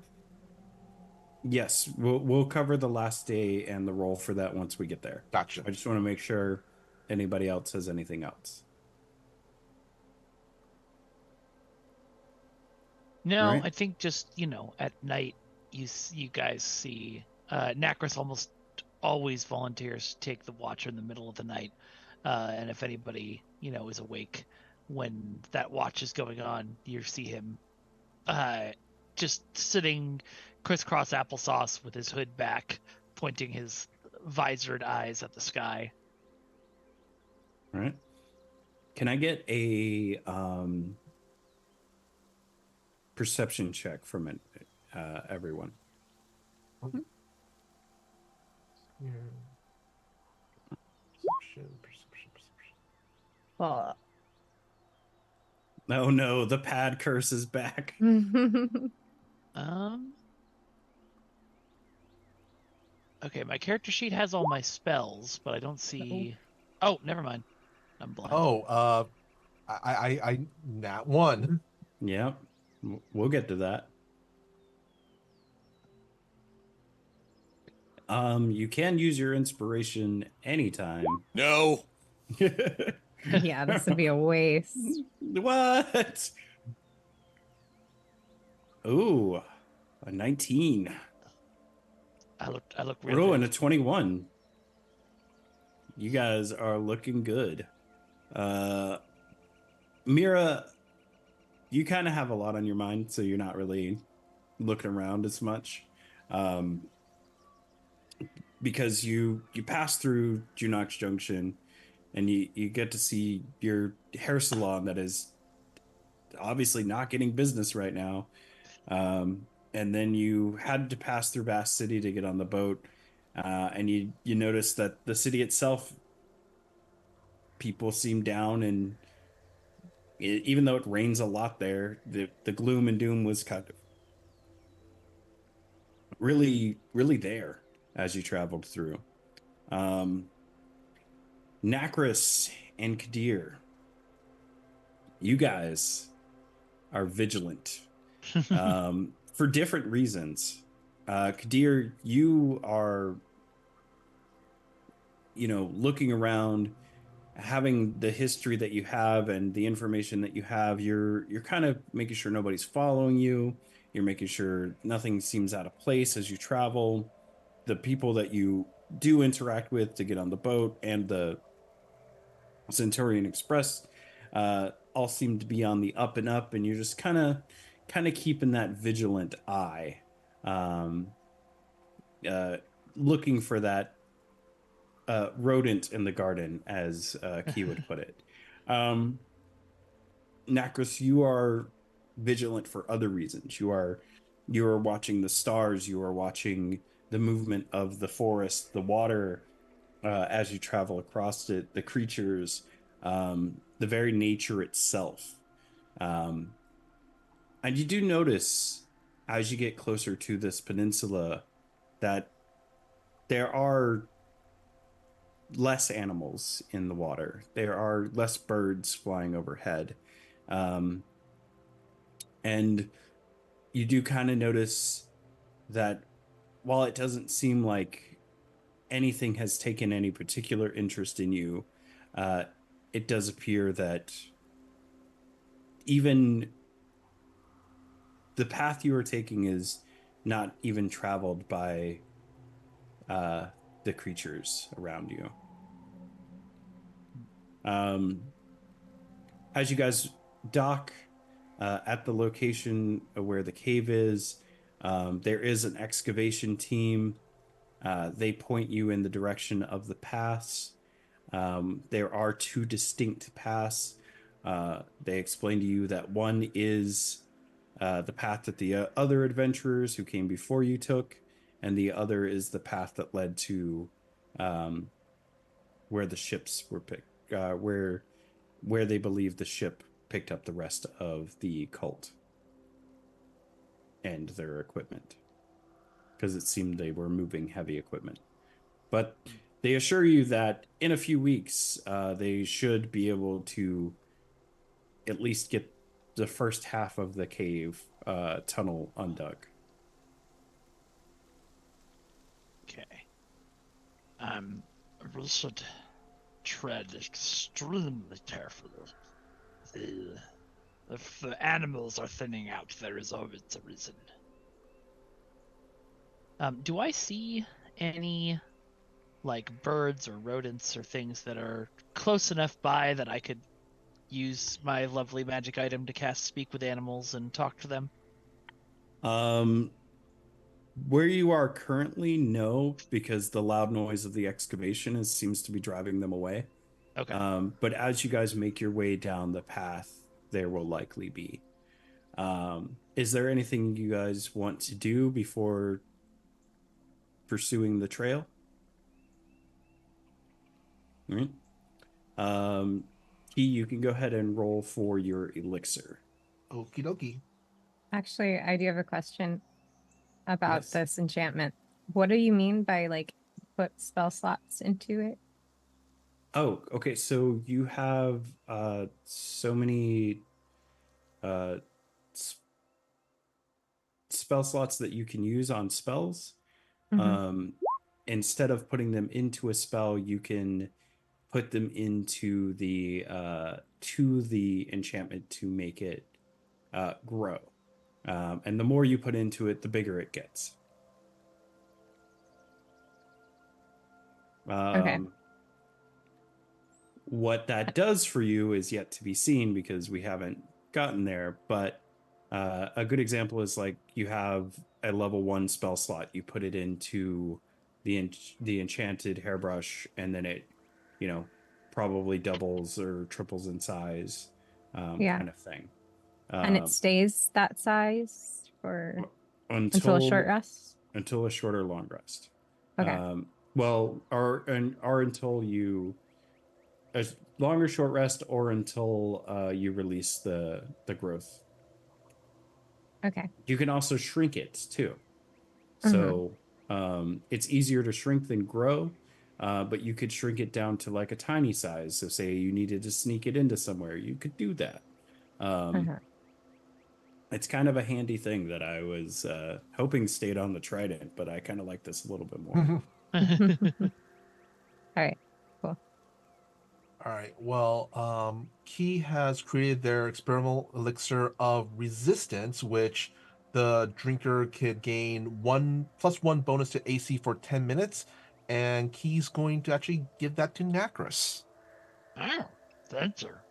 No problem. Just remember, use it when it's very, really, really important. Like, don't use it when, during lunch or dinner or something. Thank you. I don't think I... You know what? Thank you.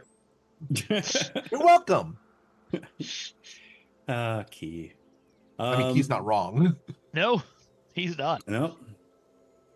All right, so you guys make your way down the path, and as you set out, it's about kind of mid-afternoon. It's not really dark, but as you travel, it sort of gets a little bit darker as you go. The path as you travel in the darkness seems to be pretty consistent. Nacris or whoever would like to help with the tracking can give me a survival roll. You got it. Jesus, I'm doing good today. Hey. D&D 24. Beyond likes me for once. I mean, you do have a +7 to your survival, so That's true. you're quite literally built for this. Is there anything particular you want to look for as you're tracking? I think because they mentioned that she eats things alive, I'm gonna be looking for like carcasses that look like they're particular things in states of distress. Signs of stuff being dragged off the path, um, blood streaks, that sort of horrible thing. So as you travel, you do find the occasional random piece of something. There will be a tail for a squirrel. There will be uh, a bird's wings, but not its body. Um, and while these things look savage to the untrained eye, to you, you know that this was not an animal or a creature, a creature of prey hunting something would not be so delicate as to eat everything but the wings or to eat everything but the tail. It seems to be the meatier parts of the creatures seem to be what is missing as you find these pieces. Okay. There is no large creatures that seem to be consumed, is a distinct note that you make. Um, each of these creatures could be eaten by something of a humanoid size, Okay. with a few, chomps, or, if you were to eat it, but nothing like a deer, nothing like a. So a lot of stuff that was caught like in the hands and stuff like that. Yeah, it does seem to be the smaller critter-like creatures is what you're finding. Okay.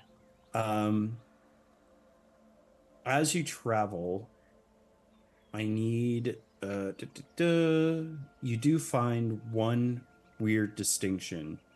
Um, and that is a boot. That boot is not the boot of a cultist. And from what you could tell, it seems to be, because you had such a high survival roll here, it seems to be the boot of a traveler or perhaps an adventurer. This But is there an awkward seems question, but does anyone recognize this boot?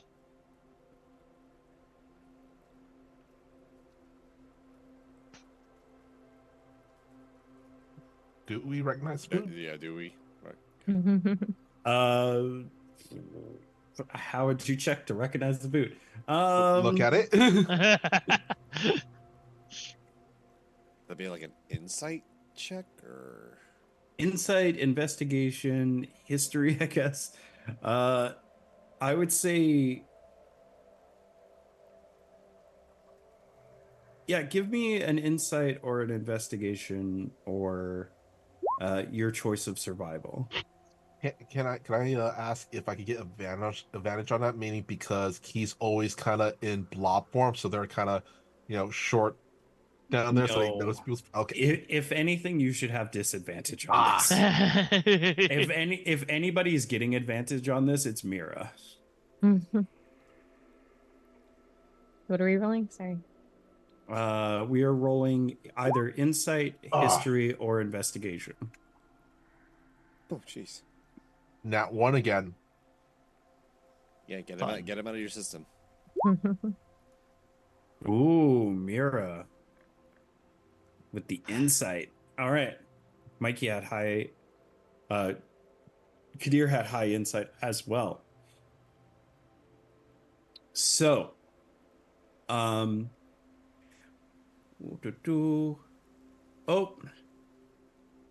nobody look at stream. Sorry. Okay. So if you're a player, don't look at stream. The chat can still look at stream, and God can still look at stream.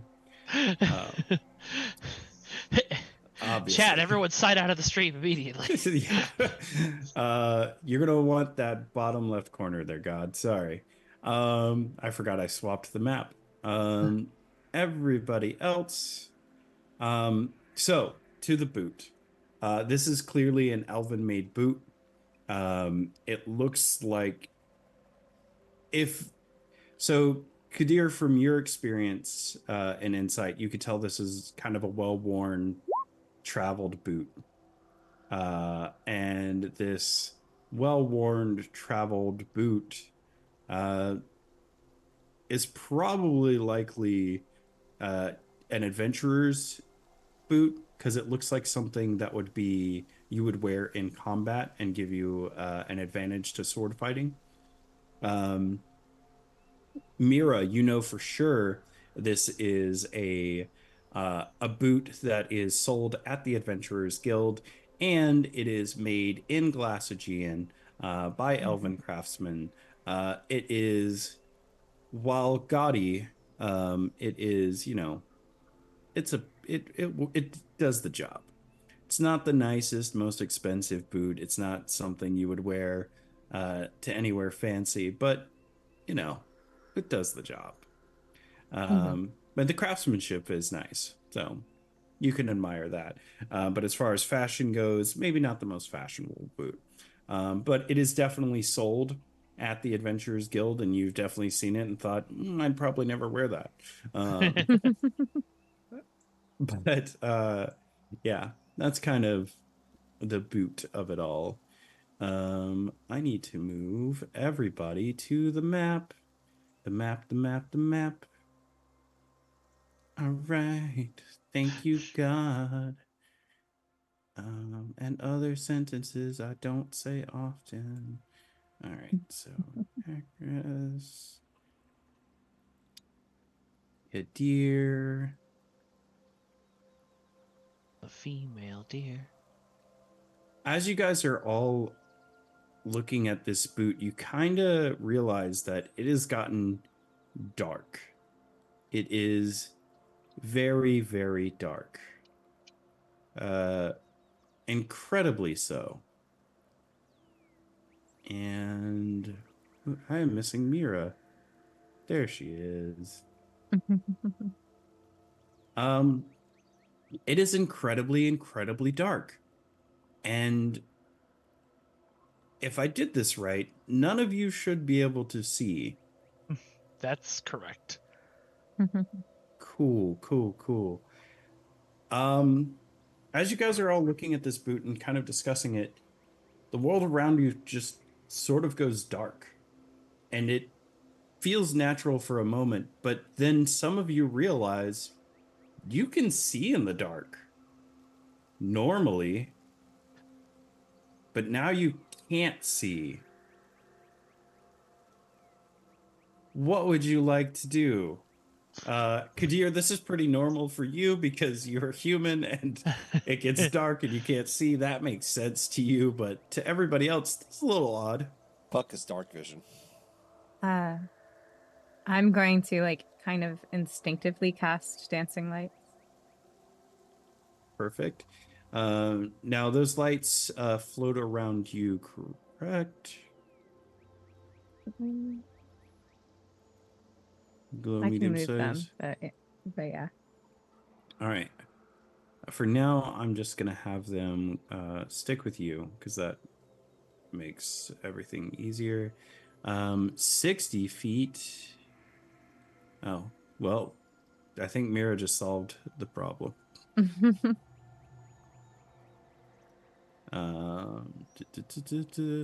Token emits light. I'm going to combine them into one glowing, vaguely humanoid form of medium sized. Oh, is that how you get the 60 feet? Is that the one? Oh, I can move them up to 60 feet Oh. on a bonus action. What is the glow distance? That's important. 10-foot radius, it says. Yeah.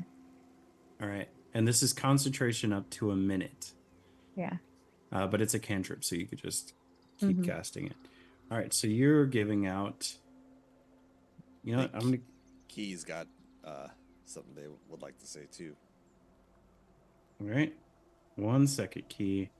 Mira should be generating light for you guys. I put in 15 feet because she put it in a vaguely humanoid form, and I'm just going to have that glow around her.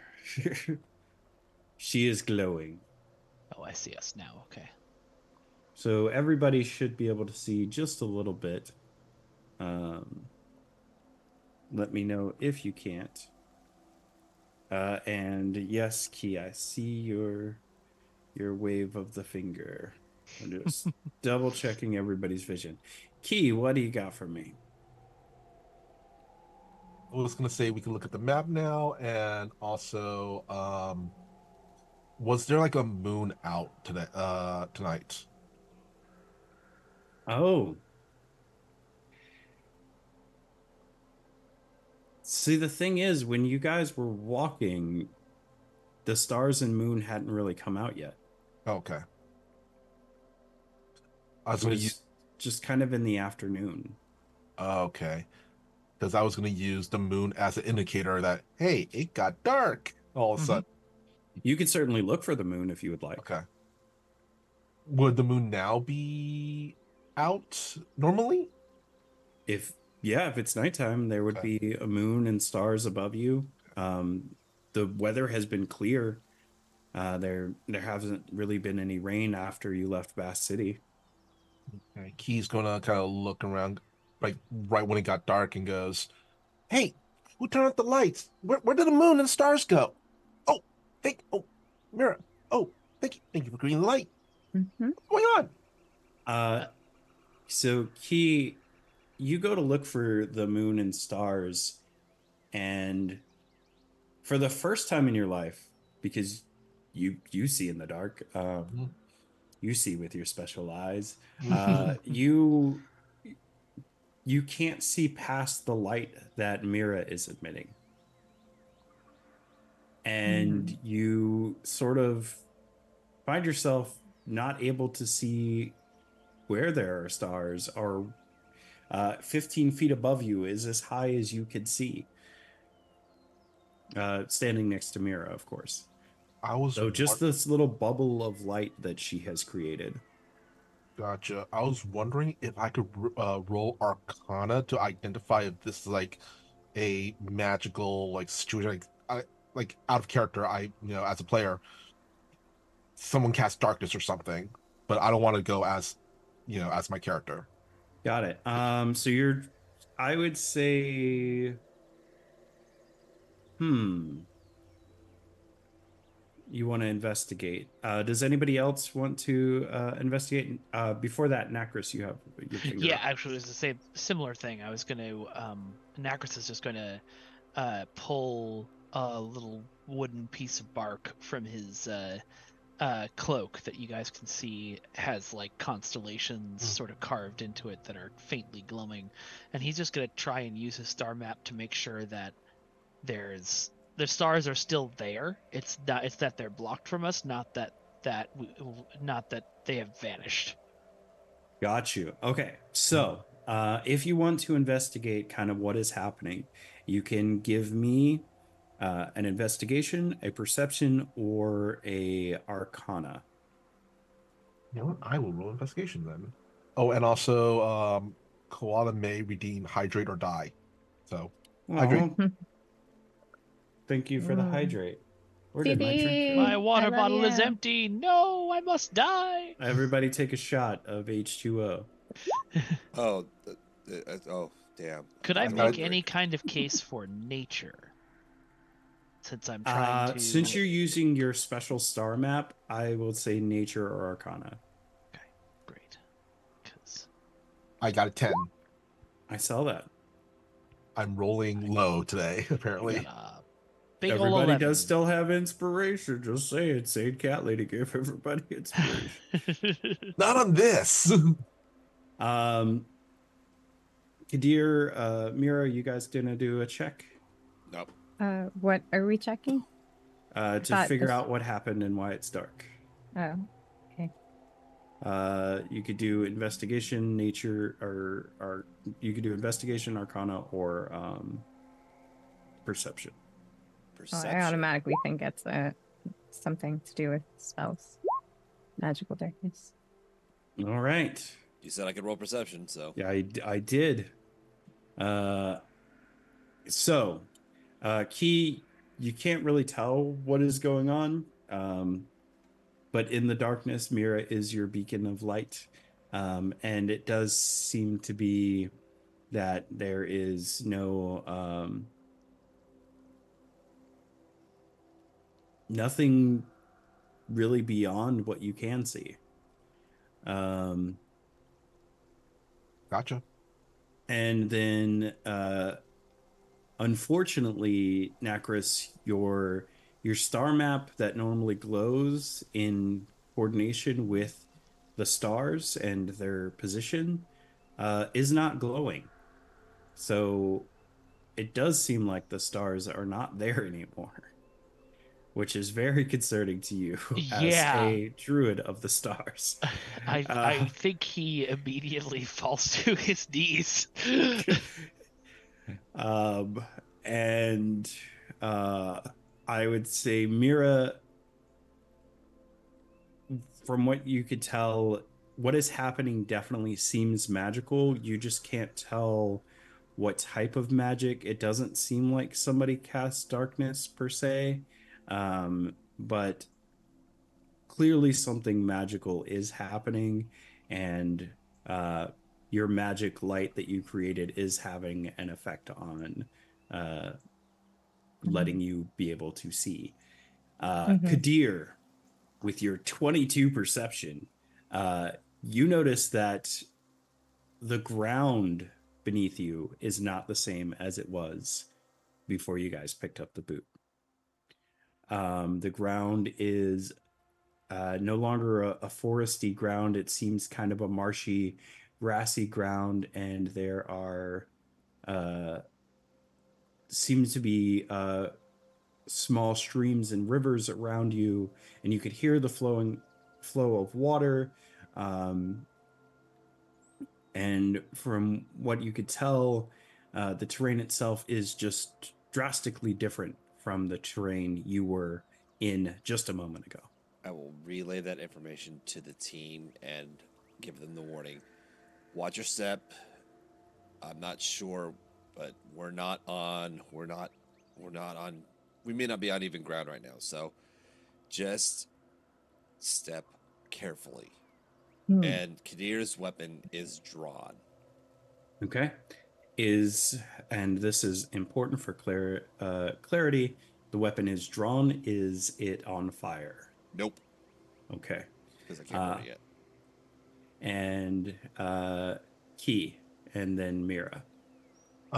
Just wondering, you said we're in a forest, right? You were Okay. a moment ago. Okay, I was going to ask if there's any like foliage or anything like that around that Key could kind of hide in. No. Okay. You could hide in those streams, but the grass or the kind of mossy grass that you're on seems to be very short. There are no bushes, there are no trees that you could see beyond the bubble that you can currently see in. Sorry, one more follow-up question to that then. You said that we were been traveling this area a bit. Would I say maybe that Key would have noticed that the river is not like, well, the water isn't like super deep or is like or fast moving water or anything like that? It's a pretty steady moving stream. You can't really tell how deep it is without like sticking your hand in it. But the water itself is, you know, It's not like a raging river, right? no. Okay. But there was no stream or river around where you were, a few Okay. moments ago. If it's not like a raging river, can I actually have Key go and hide in said water? Oh yeah, absolutely. Okay. I'm gonna roll stealth then, or yeah, stealth. Okay. You roll your stealth, and Mira, what do you got for me?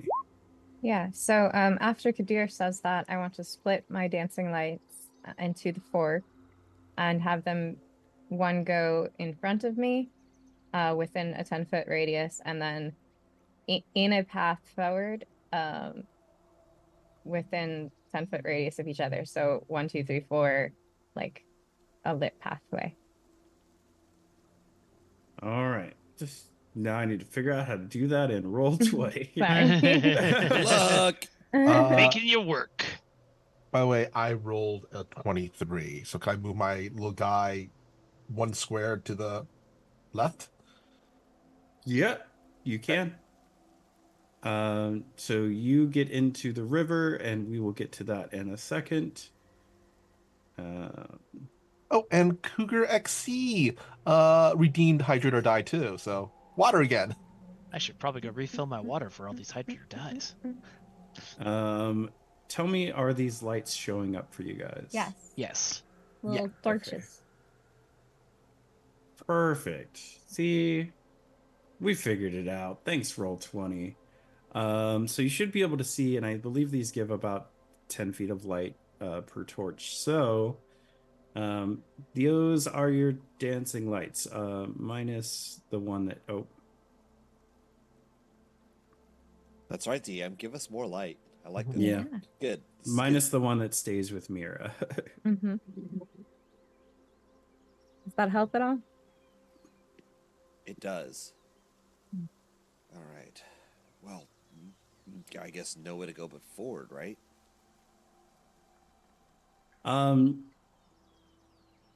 I need a Constitution saving throw from Key. Cool. And then everybody can move as they would like. Ah. You know what? Yeah, you know what? I rolled a 9. You sure you don't want to use that inspiration? No, you don't have to. No, He just no. wants you to get rid of it. He just wants you to get rid Yeah, of it. he does. I'll just stick with 9. I'll just stick with the 9. It's not like the worst thing in the world. I mean, it's not a 1. If it was a 1, I would definitely have used it. All right, let me.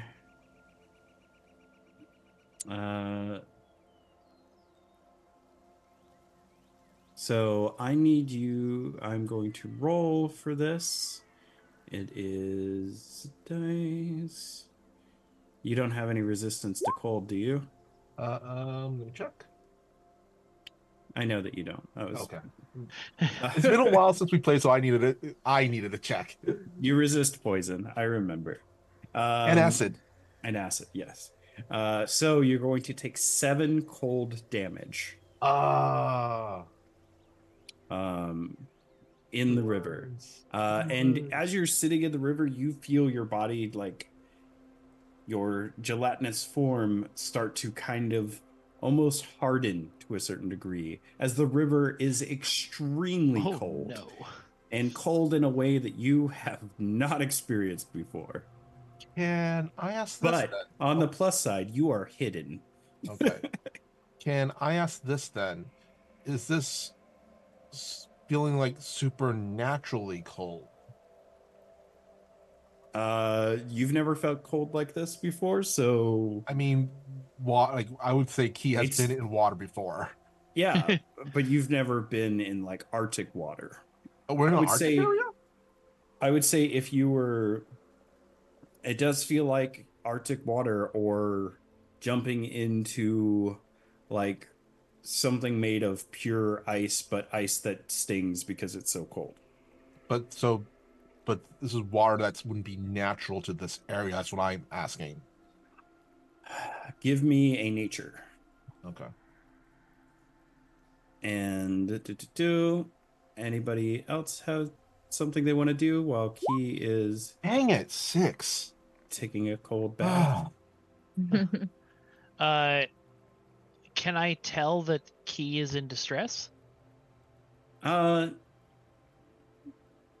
No, Key is really good at stealth and Okay. hiding. So he just kind of disappeared into the water. Okay. I would say no, not given your natural perception. Okay. And Key's incredibly high stealth roll. Can I now say that Key, now that has taken that damage, like they're not going to stay in there. They're definitely going to get out if it's causing them that much damage. Okay. Yeah. So Key, you get out of the water. As far as you can tell, it seems like natural water, but it is weird that it is so cold. Okay. You're not from this area, so you don't know if the water is normally that cold, but it is weird that it is like like an ice bath. He's gonna look at the party and kind of halt, shivering. Go, the water, it's really cold. Don't in the water. Understood. It's not natural. All right. So you guys can move as you want. And Mira, if you want lights moved, you have to tell me. Mm-hmm. Mira's going to wait for others to take the first step because she wants to. All right. Feel free to explore the map as you like. I'm With the gonna lights. stick close to the trees over here and kind of not, like, could a goblin go under this tree into the other side? That is a downed tree, so it is down on the ground. Okay, cool. So I will go over this tree to like over here-ish.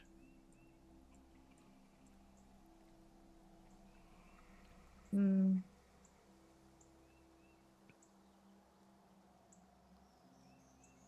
We can, with the lights, I guess, just have them move towards here. Did you see that thing? Yes, I did. Oh, One thank move you. towards here. Okay. Actually, wait. No, it has to be within. 60 feet, which you're still fine. Okay. Yeah. Well, they have to be within 20 feet of each other. Oh, so Yeah. 5, 10, 15, 20. Yep.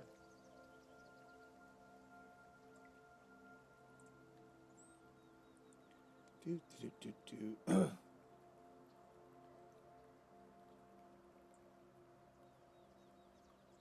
anyone see anything? Not so far. Not really. Perception check. Yep. You can do a perception check if you would Okay. like. Oh, nope. I don't see anything. 12? A 12 and a 12. Okay. Mira, are you going to do a perception check to save them? Nope. I'm too concentrated on You're moving keeping the the lights. lights go. You're keeping the lights Yeah. on. You know, There's some somebody's Somebody's got to gotta- keep the lights on here. You're the electric company. Got it. um, yeah. So you guys kind of notice that there seems to be a lot of fallen trees, but not any forestry. And then there are there seems to be lots of little streams that seem to kind of intertwine to a certain degree. The temperature, despite the freezing water, is not cold. It seems almost like a warm summer night. And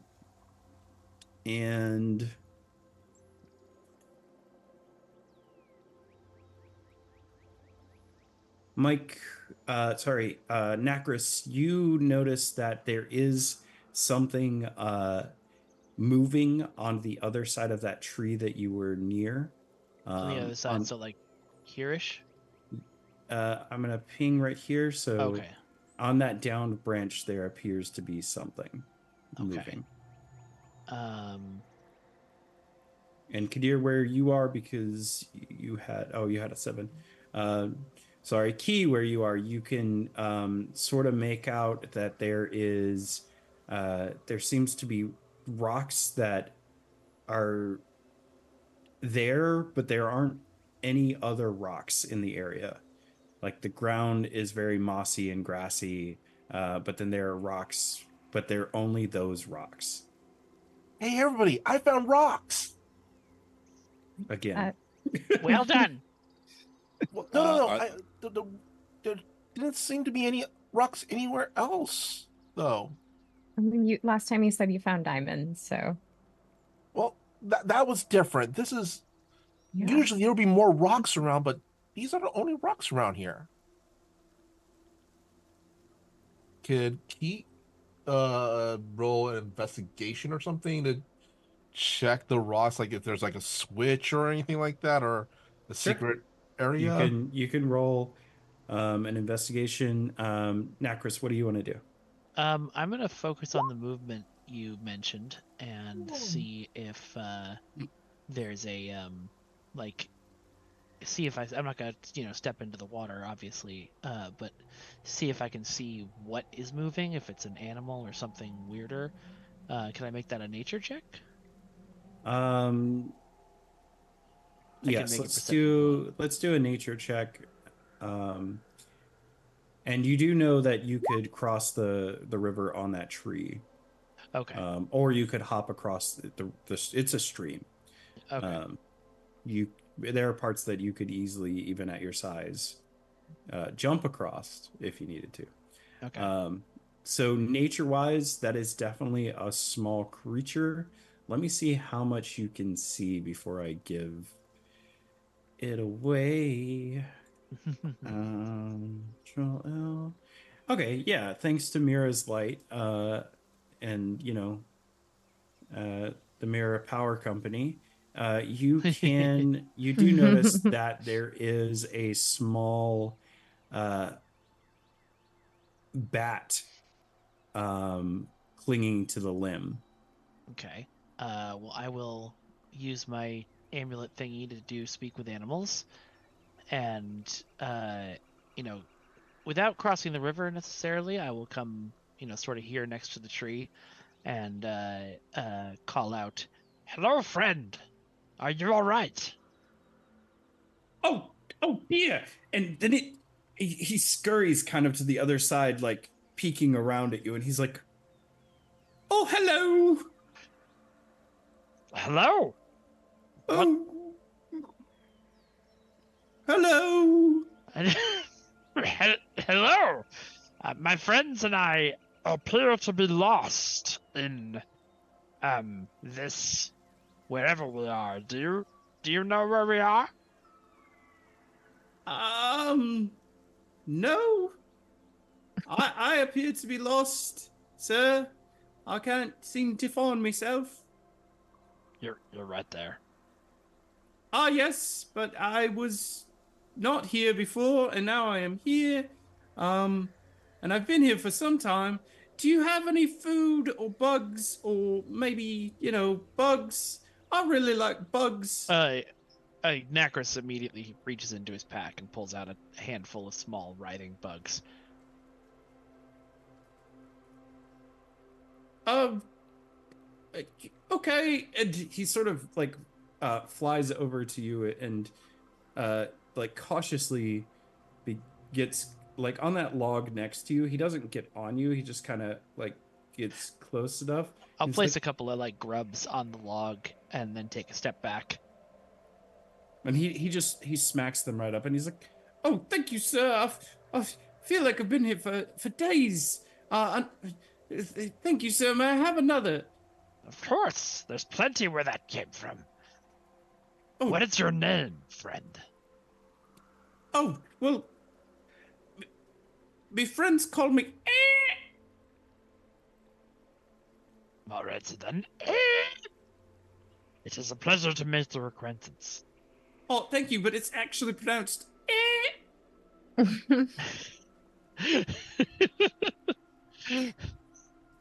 I'm afraid I lack the vocal cords to correctly pronounce it. The best I can do is.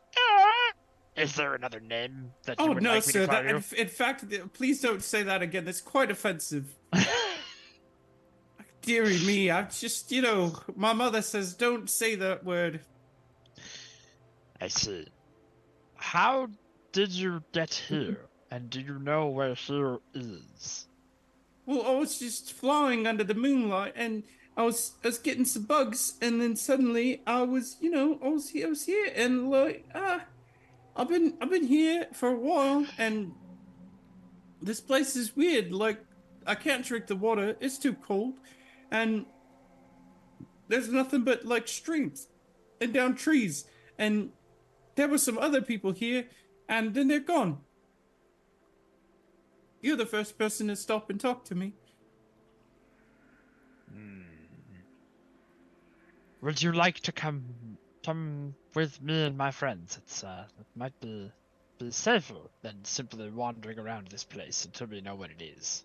Oh, yes, sir. Thank you, sir. May I have another? Yes, of course, and I'll get out some more bucks for you. Thank you, sir. Thank you. And he just sort of like gingerly like crawls onto like your arm, and kind of does that bat thing where they just cling.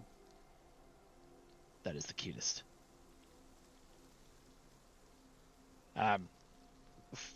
Friends, this is my new friend Bat. Is also lost here. He is. Sorry. He is He going. kind of just does this little like noise at you. He is going to reach into them, pull out the little note, and go, hello, bat type person. My name is Key, and just goes through the whole spiel again. It is all right, friend. I have already taken notes. If he gets lost, I will return him. You do not have to worry about it. I don't know what they said. That oh right. Speak with animals just works on me. Well, then don't worry about it. Right. All right then. Does anybody want to do or ask or say anything or look around more? Because you again are free to move about the map. And he climb onto the rock. Yeah, do it. It's not a big rock. It's your rock. He is on top of the rock now. You're king of the rock. Yeah. And Mikey, do you want to move your character up where everybody else is? Yeah. I tend to try not to move people's characters for them unless they ask. And Mira, do you want to move the lights in that area? Yes. One here, right? That's about 20.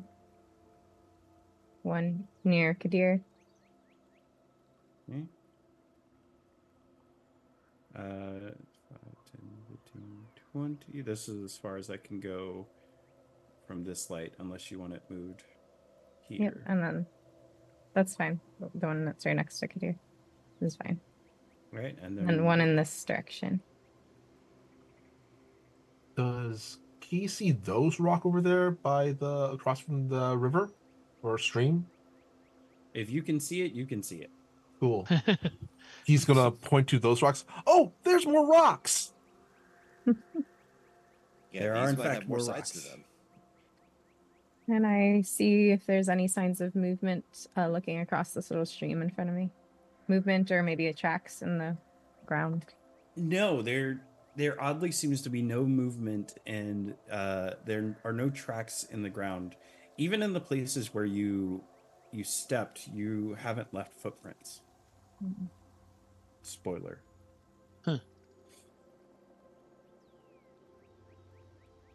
We continue moving.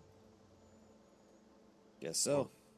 Do you want us to Bat stay here? friend, have you seen anything to determine whether this place was, how to best put this best, real? Oh, no, sir. Everything. Everything seems real. It is weird that I will fly in one direction for a while, and I'll still end up right back here. I say, sir. That's that's the only odd thing I noticed. That would definitely qualify as odd. And those folks that were here, they didn't offer me any bugs, so I didn't talk to them. And they sort of left in a hurry. I see.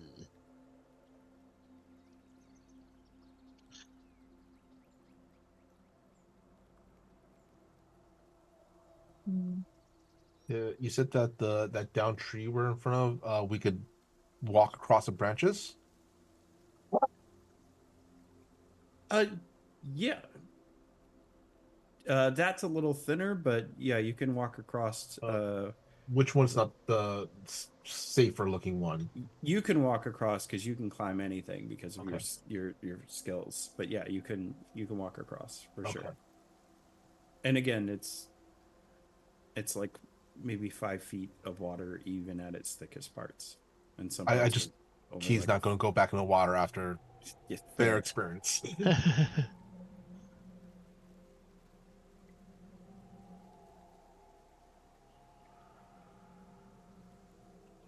P, do you see anything over there? um, Mira, can you move one of the lights a little closer to me? Uh, I can move this light onto the island. Yes, please. You see my pink there. There you go. Should I roll perception or what I see is what I see? What you see is what you see. Gotcha. Well, Key's going to walk. Actually, Sorry. let me see what you see. Mhm. Let me see what you see with your plasmoid eyes. Mm-hmm. Um,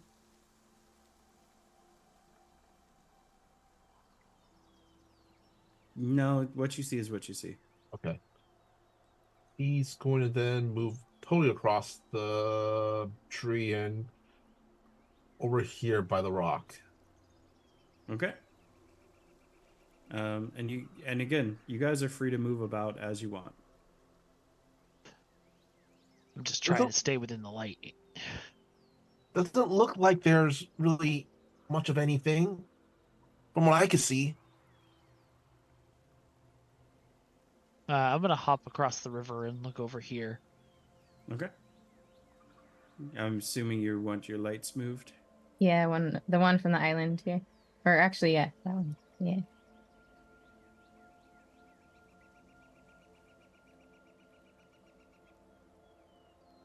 Hmm. And this one can go.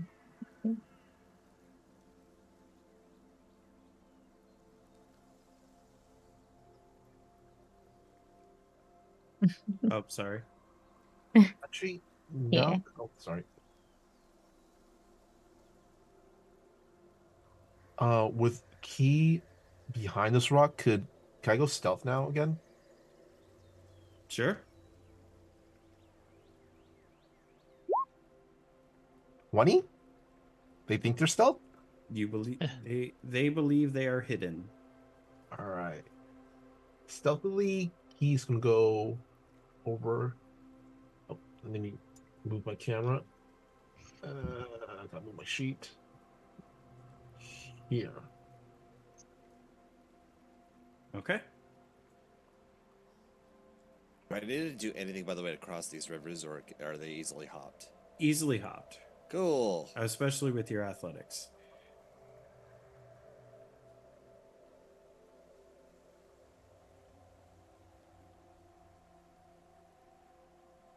Doesn't look like there's anything around here. Okay. Mira, can you move the rock the light kind of in front of the rock? That's as far as she can move it from the Gotcha. current torches. Gotcha. Mhm. We appear to be in a small space with absolutely nothing around us. So, as the light reaches the edge of the map, because obviously there is an edge of the map, um, there does seem to be more of the same river and moss going, and you can continue in that direction if you would like.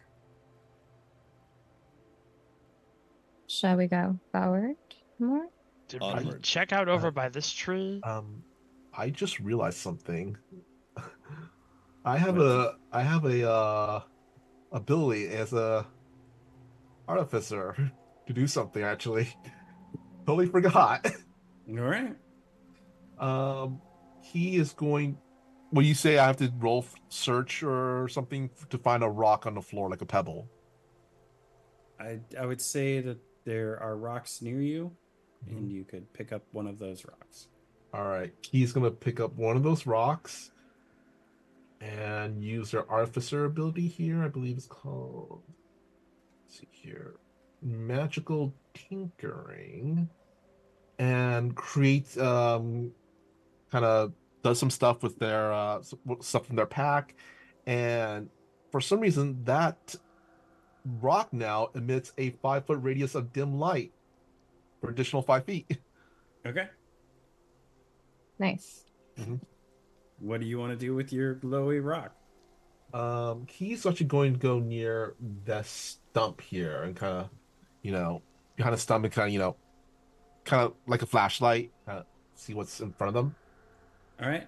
When you get to the stump, give me an investigation check, Gotcha. and give me Nacris an investigation check as well. Alrighty. Dang it. Seriously. Either high or low tonight. I mean, you have inspiration if you Ooh. want to use it. You know what? I'm going to keep this. I have a feeling I'm going to need that inspiration later. Do I see Okay. do I see the others moving over there, and can I make an investigation check with them or perception? Yeah, you see them kind of checking out this stump on the ground. It does seem larger than any of the trees around. Other than that, not a whole lot, but yeah, they're definitely checking it out. Wait, Um, sorry.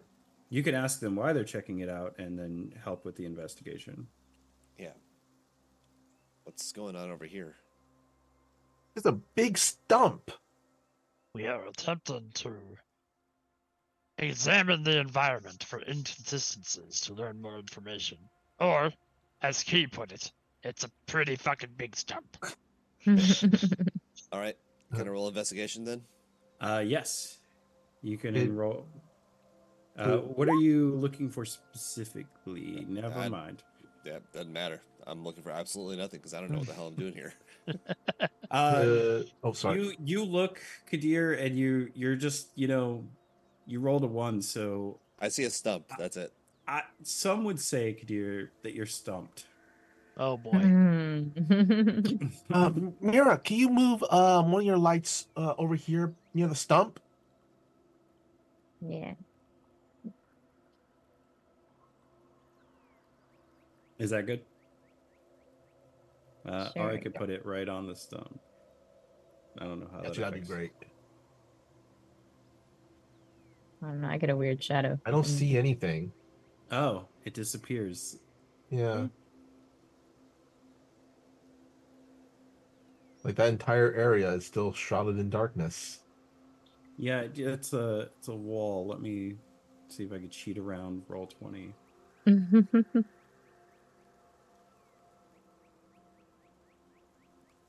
Oh, weird. It hides the torch. Oh, weird. So you should be able to see. I think Kadir could see. Nope, it just creates like that circle. All right. Yeah, it's weird. What happens if I just move myself? Oh. If I move myself on the other side of the tree, I can see it. See what's on the other side of the tree. Interesting. Yeah. Mira, do you want to do anything? Yeah. Can I make a check too? Sure. Investigation. Everybody seems really interested in this stump. I don't want to be stumped. Oh man. A 16, Mira. You notice that the stump is large. Oh man. It's definitely the stump of an old tree, but there is no rest of this tree around. When you examine the stump, you do notice that there is something carved into the base of the stump. And what it looks like is the carving of I see God trying to cheat the stump. So you can see the stump for everybody. So there is something that looks to be freshly carved, and then there seems to be a much older carving in the stump. And then there are some words written in a language that I don't know. Oh, I don't. I'm feeling the stump is the boss fight. Investigate the stump. I The don't stump know is the big bad. if you speak this language, but the language is Draconic. Ooh, So if I anybody don't. speaks or reads Draconic, where is that on my spell sheet? Darn. This app doesn't like me Oops. right now. Kadir does not speak Draconic. I know Nacris doesn't speak Draconic because we Nope. made his character yesterday. I don't think I It do, but I'm double would checking. would Dwarven be Not even close close. enough? Okay. Where is it? Where is it on your sheet on Roll20? Ooh. Be under order other proficiencies in languages. Yeah, so the bottom side? left Oh, side. I do not know. I don't. All right. So there is a writing in language, and there appears to be a carving of two long squiggly lines. Or sorry, let me look at my map here.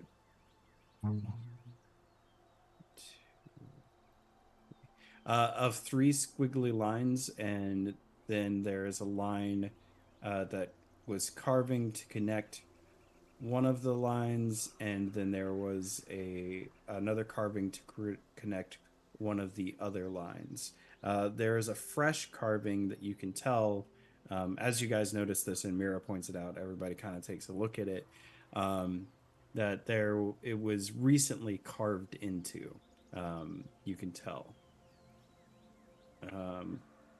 But there is a cipher or a language or a phrase written into the stump as well, but it is in Draconic.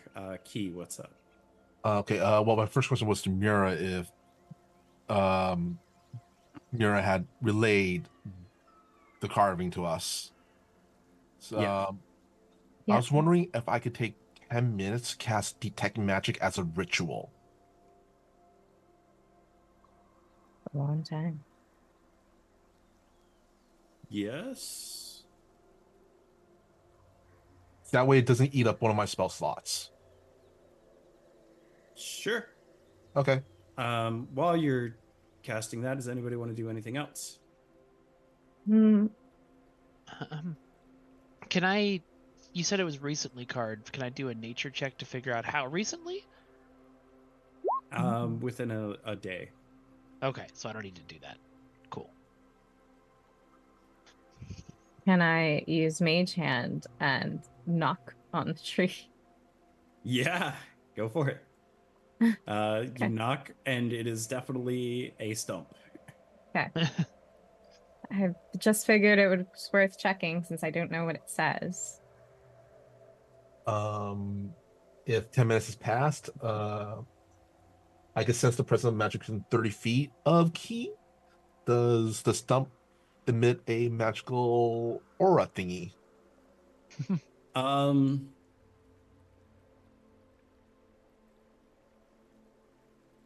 yes, but so does everything else around you, Oh, Gotcha. except for the bat Is the stump and the brighter? people who are not magical. Is the stump brighter than has a brighter aura than the things around Key?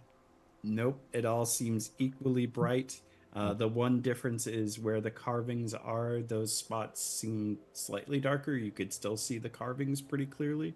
But it is everything around you is magical.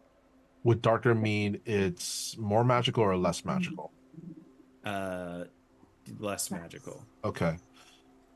Uh, okay, well, honestly, it looks like everything around us is magical, except the carving around, and he's pointing to the area, is a little less magical.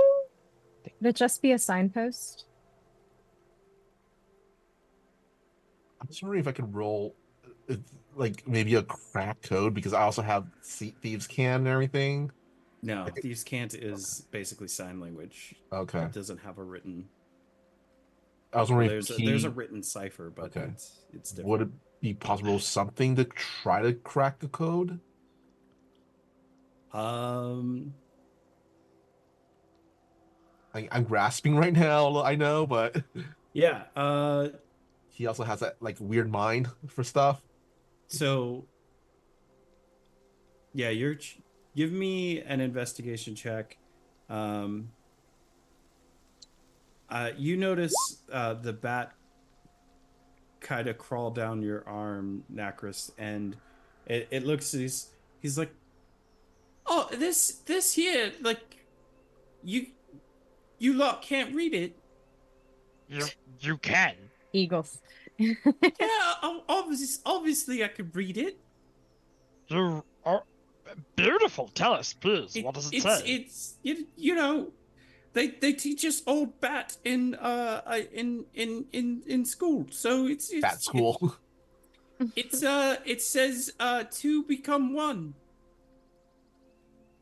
That's very spicy. Sir, I don't quite know what you're implying, but I don't like the implications. But yeah, clear as day says two become one. I will relay that to the group. Don't know what that means, but maybe we have to combine some things. uh, So we are gonna. Oh, go ahead. I was gonna say, Gem, clueless. Mira's a little bit smarter, maybe.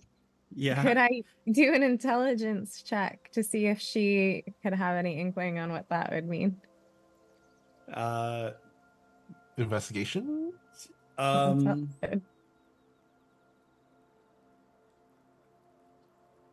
It's not really an intelligence check, but yeah, I think an investigation, or you can give me investigation or history. Um.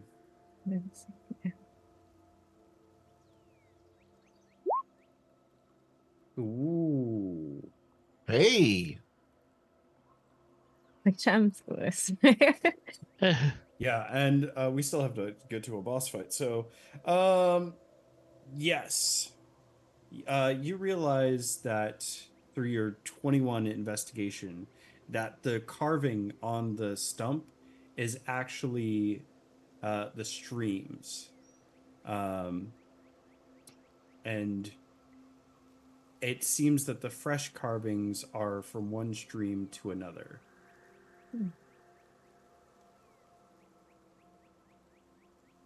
And we are going to, well, now you know, it seems like the last person who carved into there also uh,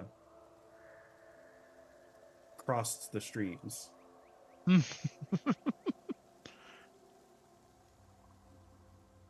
I relay this information. All right. So do we know, like, do we have any inclination what that means in terms of crossing which streams? It looks like they connected the streams somehow. Okay.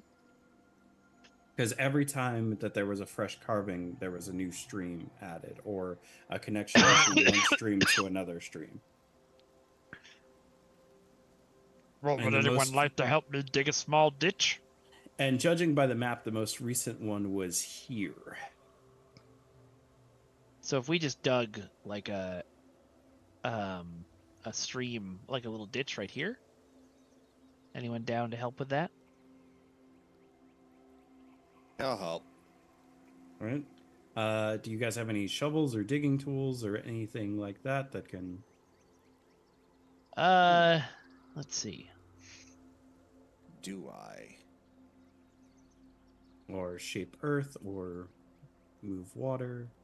Did I take create or destroy water this time? what I miss? We're digging a ditch. Ah, We're digging a ditch to connect one stream to another stream.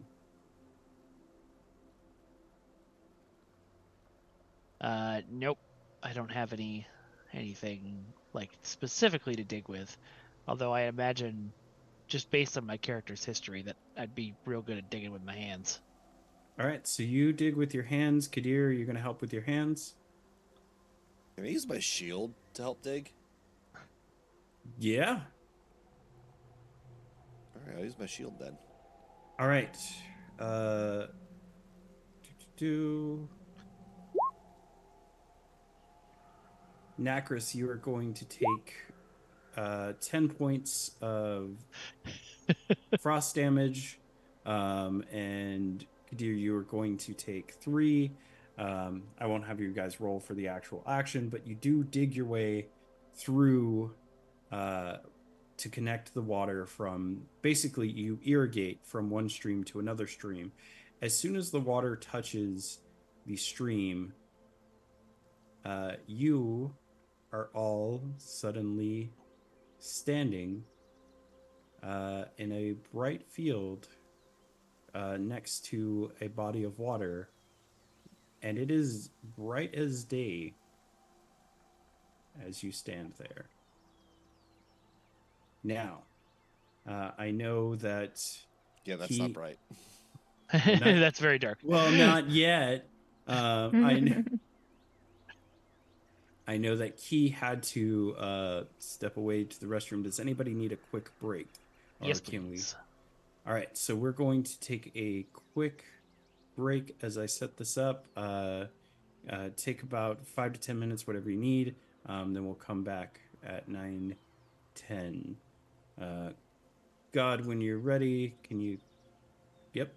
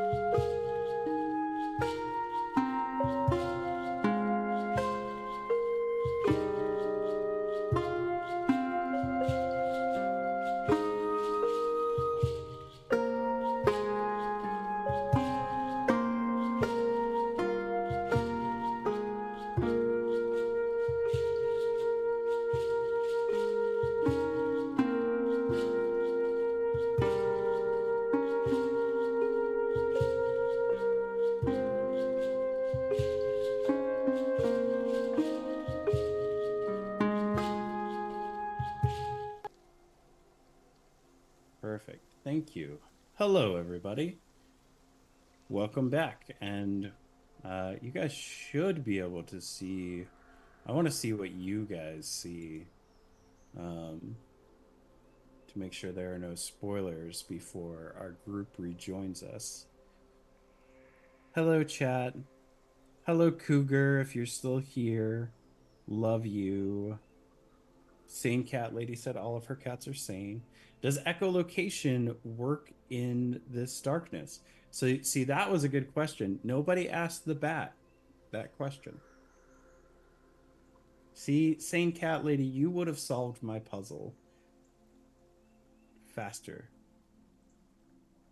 You're too smart. But just so you know, it would have worked in the darkness. And it does in that area that they were in. The bat did not need any magical light to get around and see. So now you know. And let's see. And knowing is half the battle. We still have, our group still has all of their inspiration, thanks to Sane Cat Lady. Oh, perfect. You guys can't see any spoilers.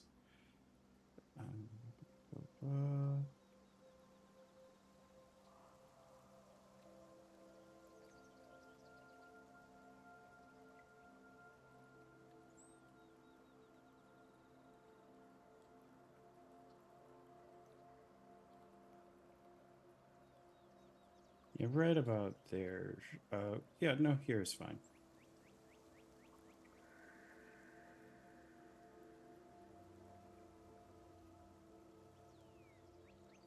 Yeah.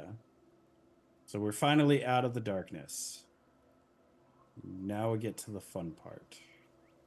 You know what? You know what this needs, guys? It needs battle music.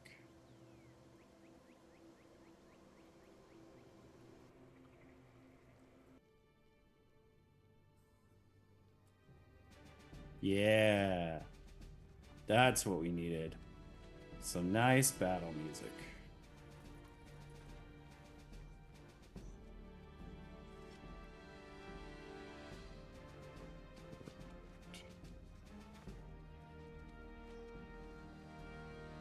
Thank you, everybody, for sticking with us. We are through our puzzle section, our role-playing section, and now we come to combat. As the group has hunted down their prey. And you know, I said there were no animals around, but when I made this map, I put in a bunch of little animals. Not for story reasons, but clearly for my own design and art.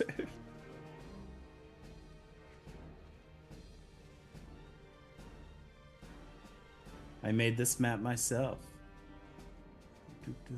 Yeah, I put an animal all over this. It's like a Where's Waldo of animals on this map right now.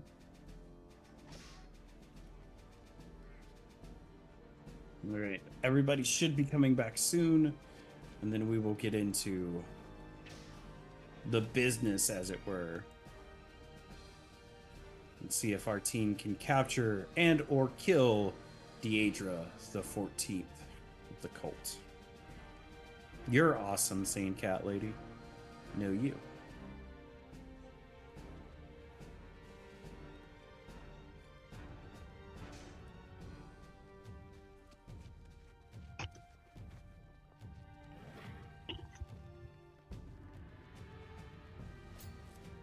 Make sure I didn't miss anything in the other chats.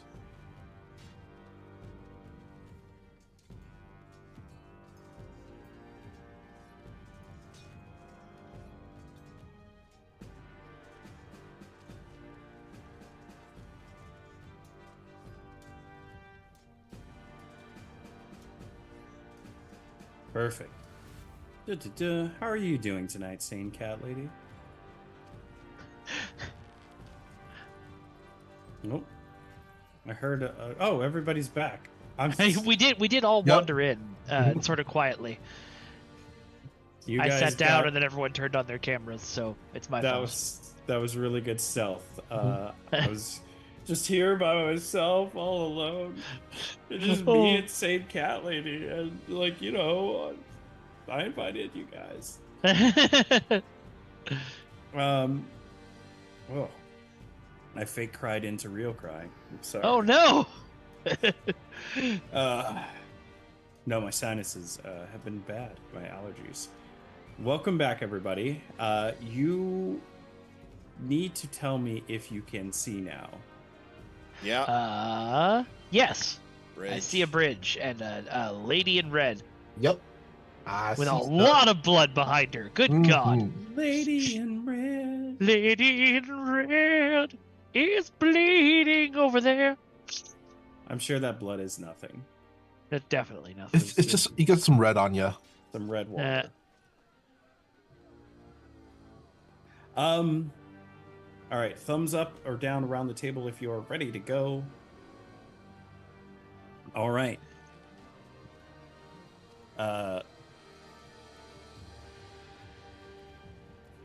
You guys, almost like you blinked, as soon as the water touched the stream for the other water. As soon as you guys crossed the streams, it's like you were magically transported to somewhere else. And it is daytime. In fact, it feels like it is early morning. And you had been there for an amount of time that you can't figure out. Because before it got dark, it was afternoon. And now it's like almost noon again.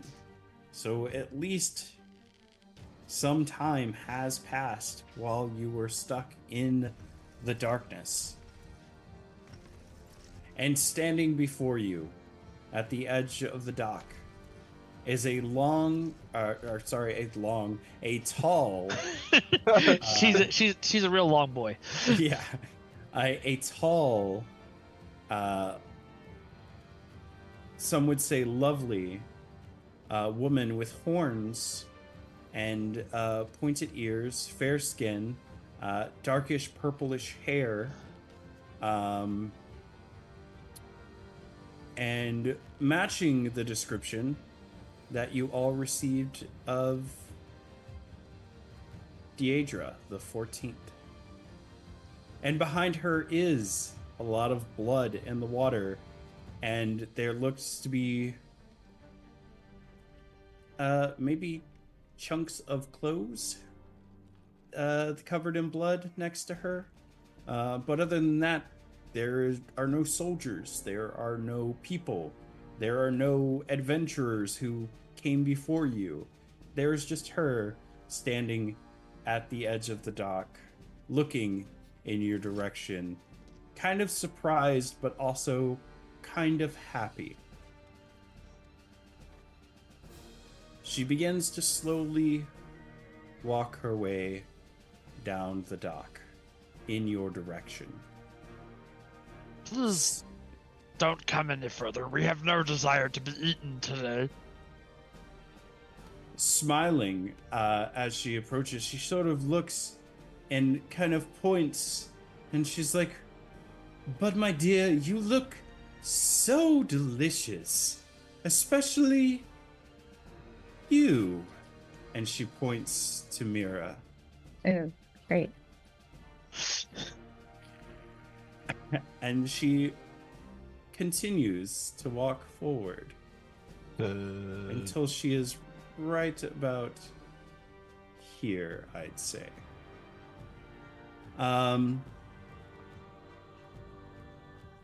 I need everyone to roll initiative.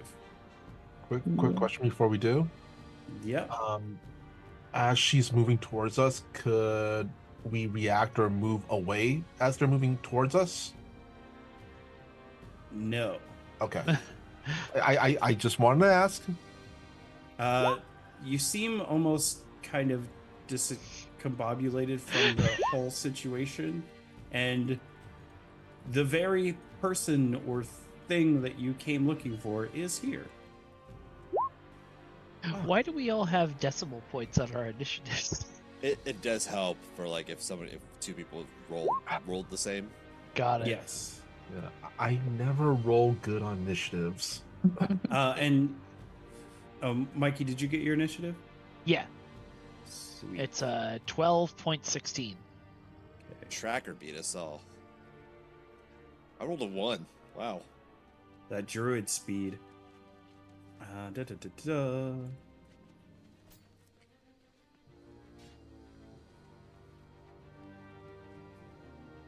Sorry, Roll20 is being weird for me.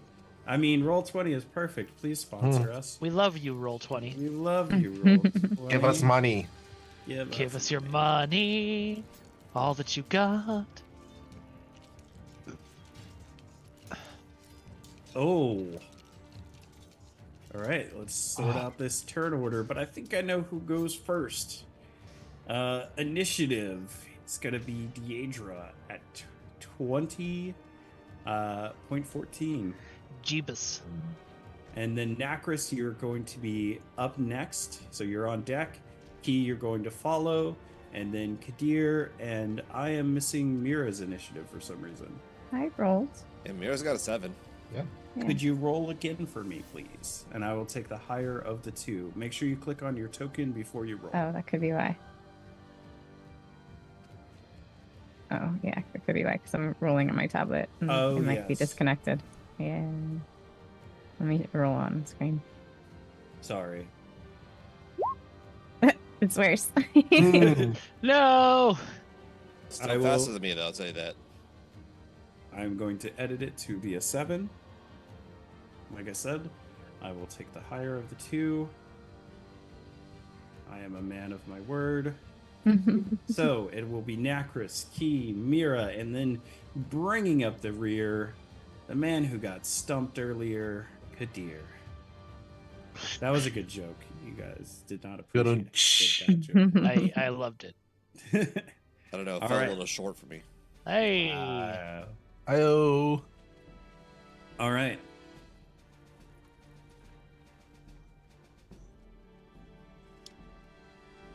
She is going to cast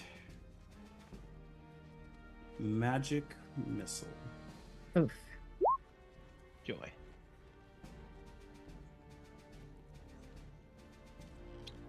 And she's going to do 2 force damage to the person directly in front of her, which is Key. Of course. Of course. Wait, is it one missile that hits Key or is it 2 missiles that hit Key? I believe it is.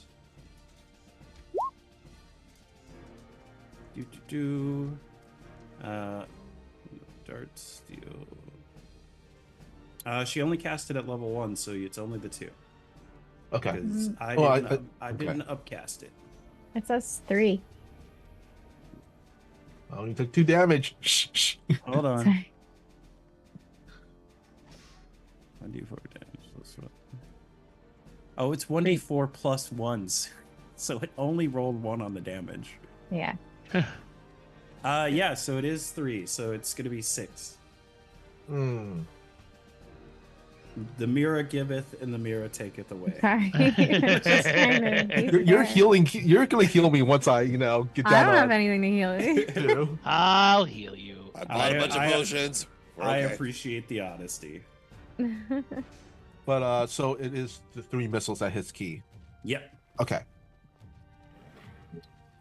Boop, boop, boop. And Kadir and Nacris, make sure you did your cold damage from the last Yeah. thing. I did. Oh, don't worry, we did. Okay, good. Although No. the initially Roll20 had my hit points set at 3, so I had to modify that. Okay. As long as we're all being honest. All right. And Nacris, it is your turn. Key, you're on deck. Mira to follow.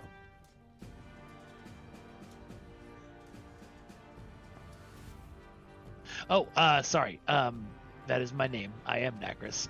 I am going to immediately cast Spike Growth. So I would like to center it somewhere, generally like a here-ish, so that it affects her but doesn't affect us. Okay. That is a 20-foot radius, I think. Let me triple check that.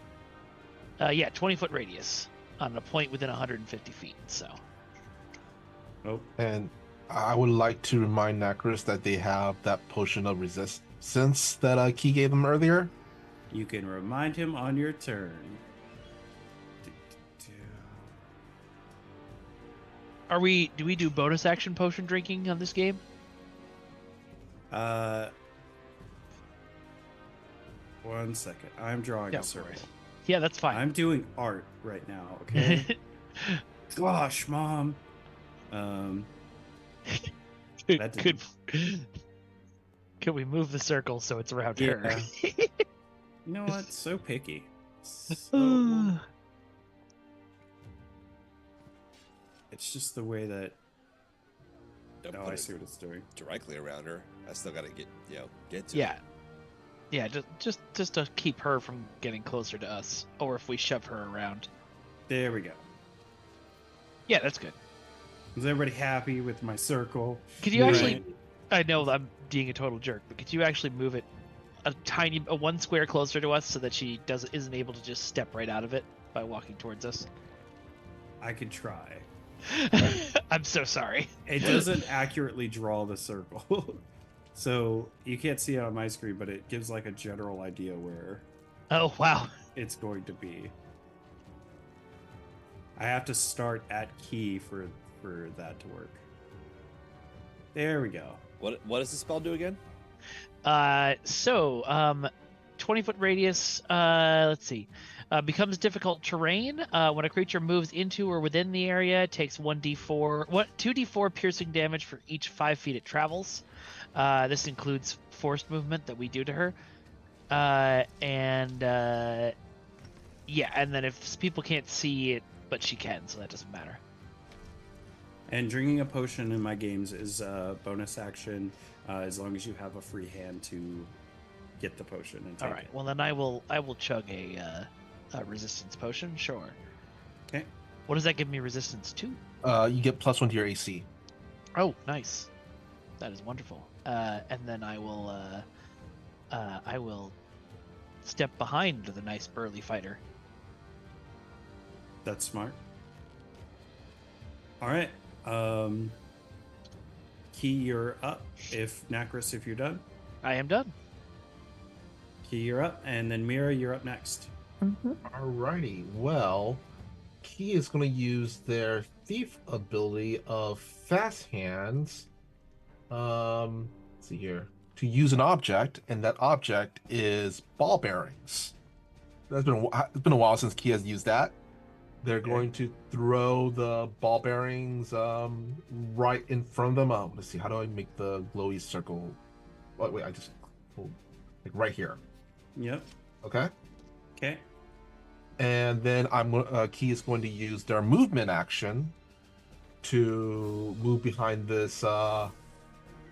They cover behind this piling. I had to look that up. That's the name of the dock part.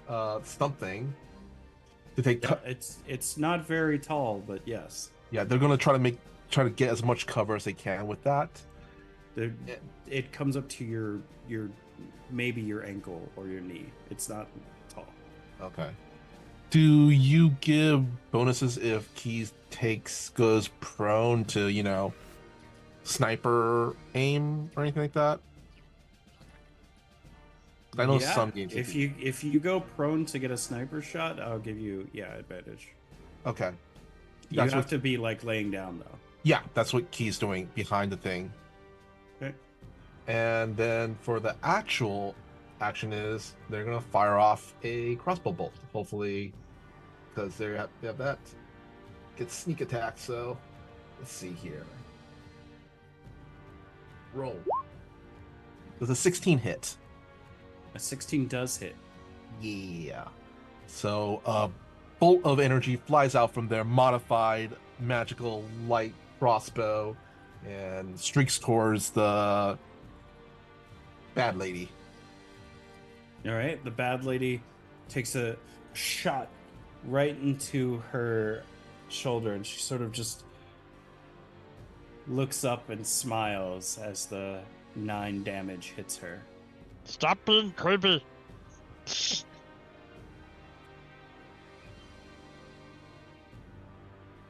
Yeah, that'll be the And end. she's Yeah. just kind of looks up and just, suddenly I'm in the mood for gelatin.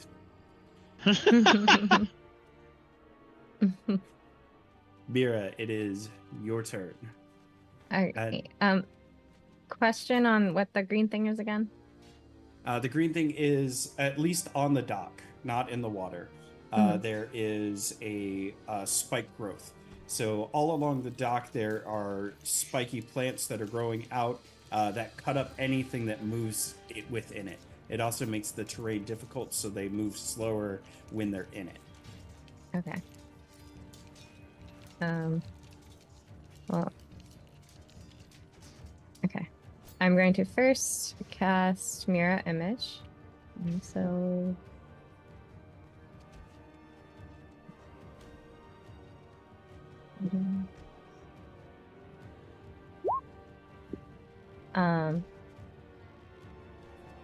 And then I'm going to move.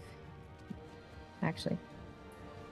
And then I'm going to use the Bracelet of the Volcrine as a bonus action to summon my wolf.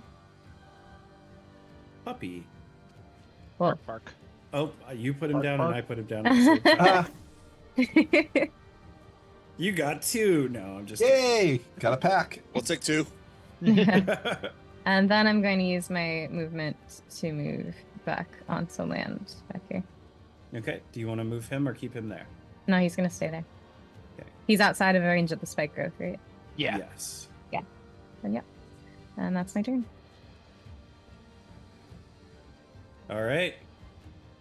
That brings us to Kadir. Now, I'm assuming that if I moved right here, I'm in the spike growth. And the ball bearings. You are in the spike growth / ball bearings at that distance. Yes. The ball bearings, what do they do? They'll just trip you up. They'll make you fall if you don't make a dexterity save. Which I'm not quite dexterous.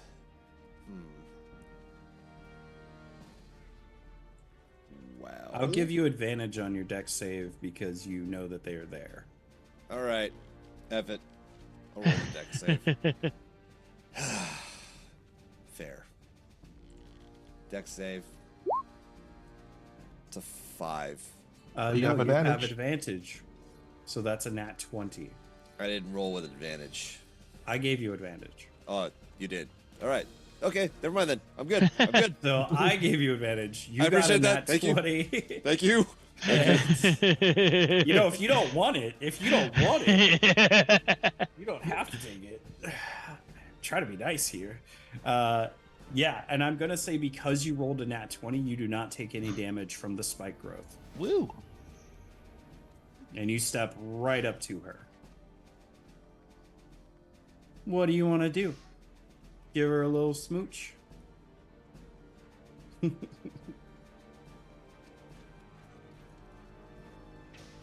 Wait, you're muted? Oh, it's... Bonus I was like, action wait, provided- what? Yeah, I don't know. I was like, he's thinking about this smooch. Yeah. Real distracted. I got a job to do, damn it. All right. Bonus action fighting spirit. Let's get 5 temporary hit points and advantage on my attacks for this turn. I'll Hell yeah. swing one-handed at her because I've got a shield in hand. 21 to hit. Let me check. Yeah. Yeah, that's gonna hit. Yeah. Cool. Then we'll take our second attack. So that first attack is 5 slashing, 6 fire damage, so 11 damage total. Yeah. The other one is a 19 to hit. Yeah, that's definitely gonna hit. 10 slashing, 6 fire, so that overall 11 plus 16, 27 points of damage. Dang. Dear, tell me what it looks like as you slash into Deidre the 14th. Well, as Kadir steps up, you see the Soul Katana light up as he activates Fighting Spirit. And it's simply 2 death strikes of the katana, almost as if they are blindingly fast, as he's striking for her torso, which is the most exposed part of her that he can find. Just 2 left, right. All right. You slice into her, and she falls to the ground. Wow. Blood everywhere. And her eyes seem to look up at you.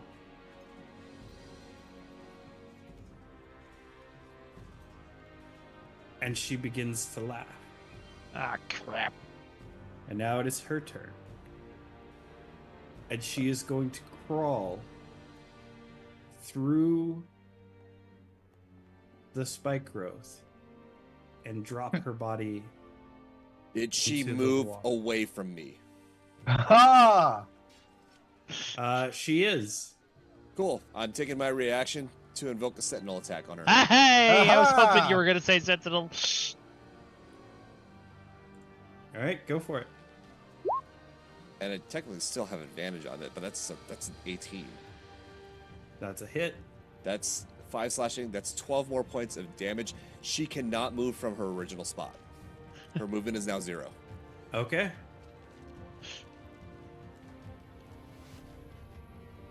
Remember, you asked for that. I did. So I need to make a quick adjustment on another layer. Don't worry about that. Mm. Did we just glitch the game? Very excited to see this Kraken come bursting out of the sea. Out of curiosity, Yeah. as she moved, was she concentrating on a spell?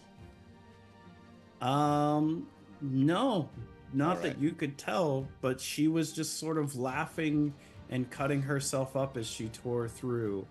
And the bits of her that are slightly cut open start to tear and rip as something very large and lumbering comes flying out. I am going to need from Kadir and the wolf a dex saving throw. And I'll show everybody. Ah! Whoa. So how far did I get flung and how much damage did I just take? So, here's the thing. You didn't get flung. You're still there, but you were under her foot Oh no. with a very, very mighty weight.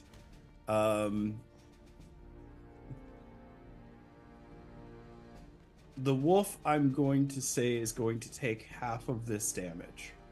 Wah.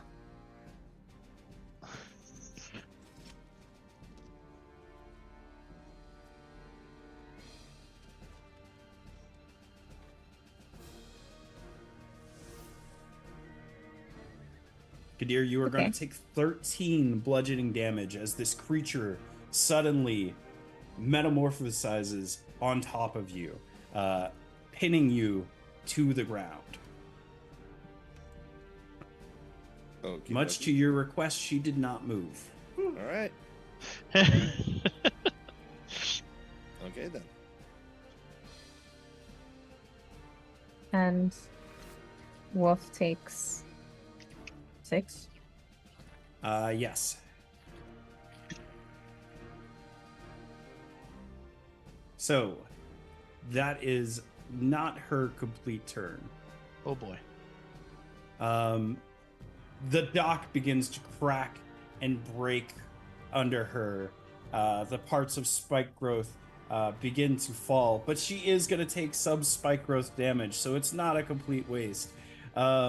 As the spike growth begins to fall into the water. What is the damage for spike growth?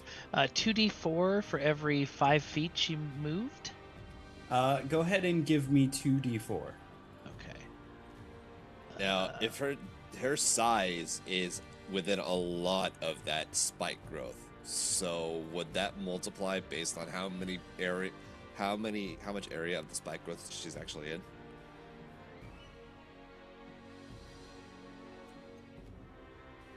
You know what? That's fair.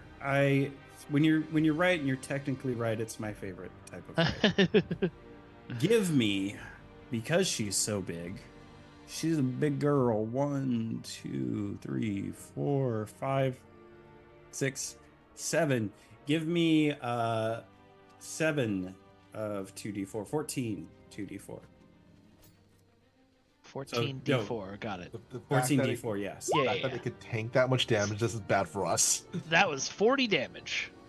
Dang. Worth. I'll give it to you. Yeah. When you're right, you're right. All right. Yeah.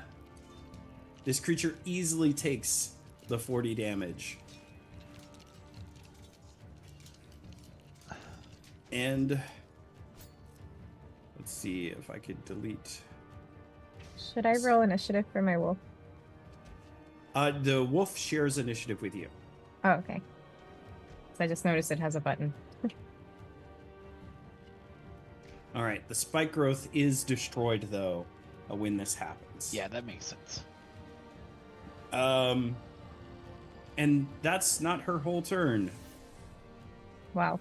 So Kurt, let me describe the creature in front of you. There is a large body with one enormous head. It took 40 damage. Hold on, that's another thing. And another thing. Ugh. Oh, sorry. It has 5 heads that come out of its neck with one large body that has large claws and arms that make up its torso, and then there is a snake-like or fishtail-like body that seems to come out the back.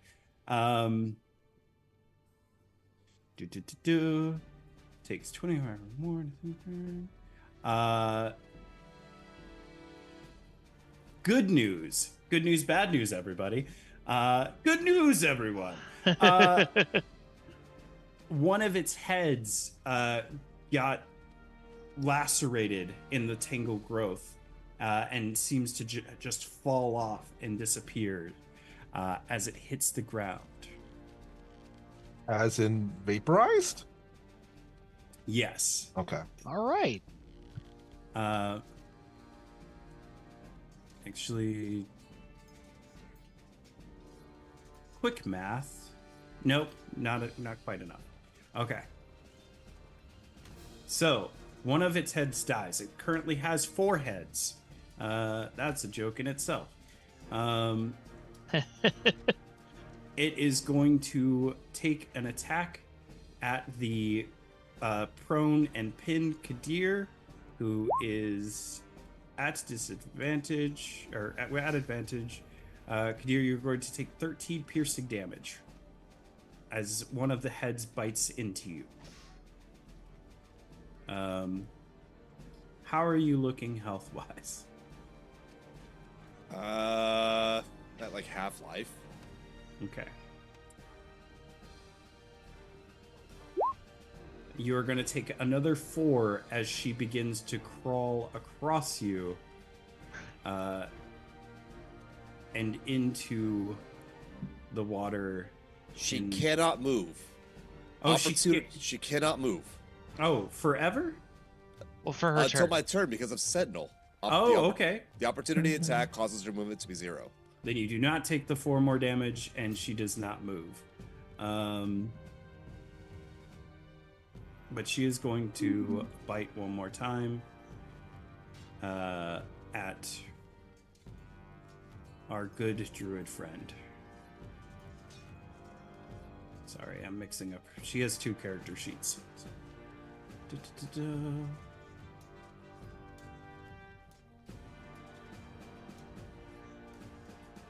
All right.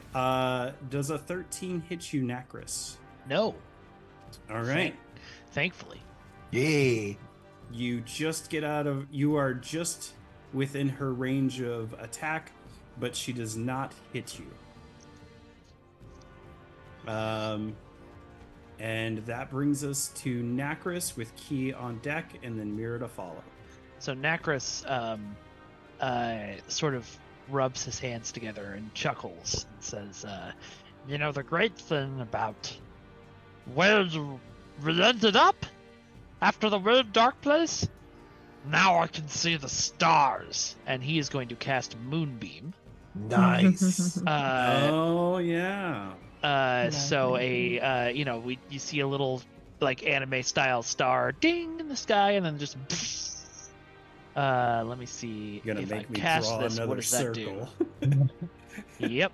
We'll cast this. You can click the spell and it'll. I'll do it. I clicked the spell, but it didn't do the thing. It's a DC 15 Constitution save. Yep. So we'll just say we center it, right on the middle of her. Yeah, just draw a circle, Jeremy. It's easy. Everybody could draw a circle. I can't. You want me to draw a circle? No, down in a 5-foot radius. It's a small circle. I can. I know. I made too many circles. Oh God, how do I unmake the circles? Oh, the circle's under her. But we know it's there. I see it. The blue one that you just made? Yeah. Yeah, I see it. Okay, good. It's under her on my map. Somebody added a green circle. I can't see Kadir or the wolf or anything because she's a brick house. She's mighty.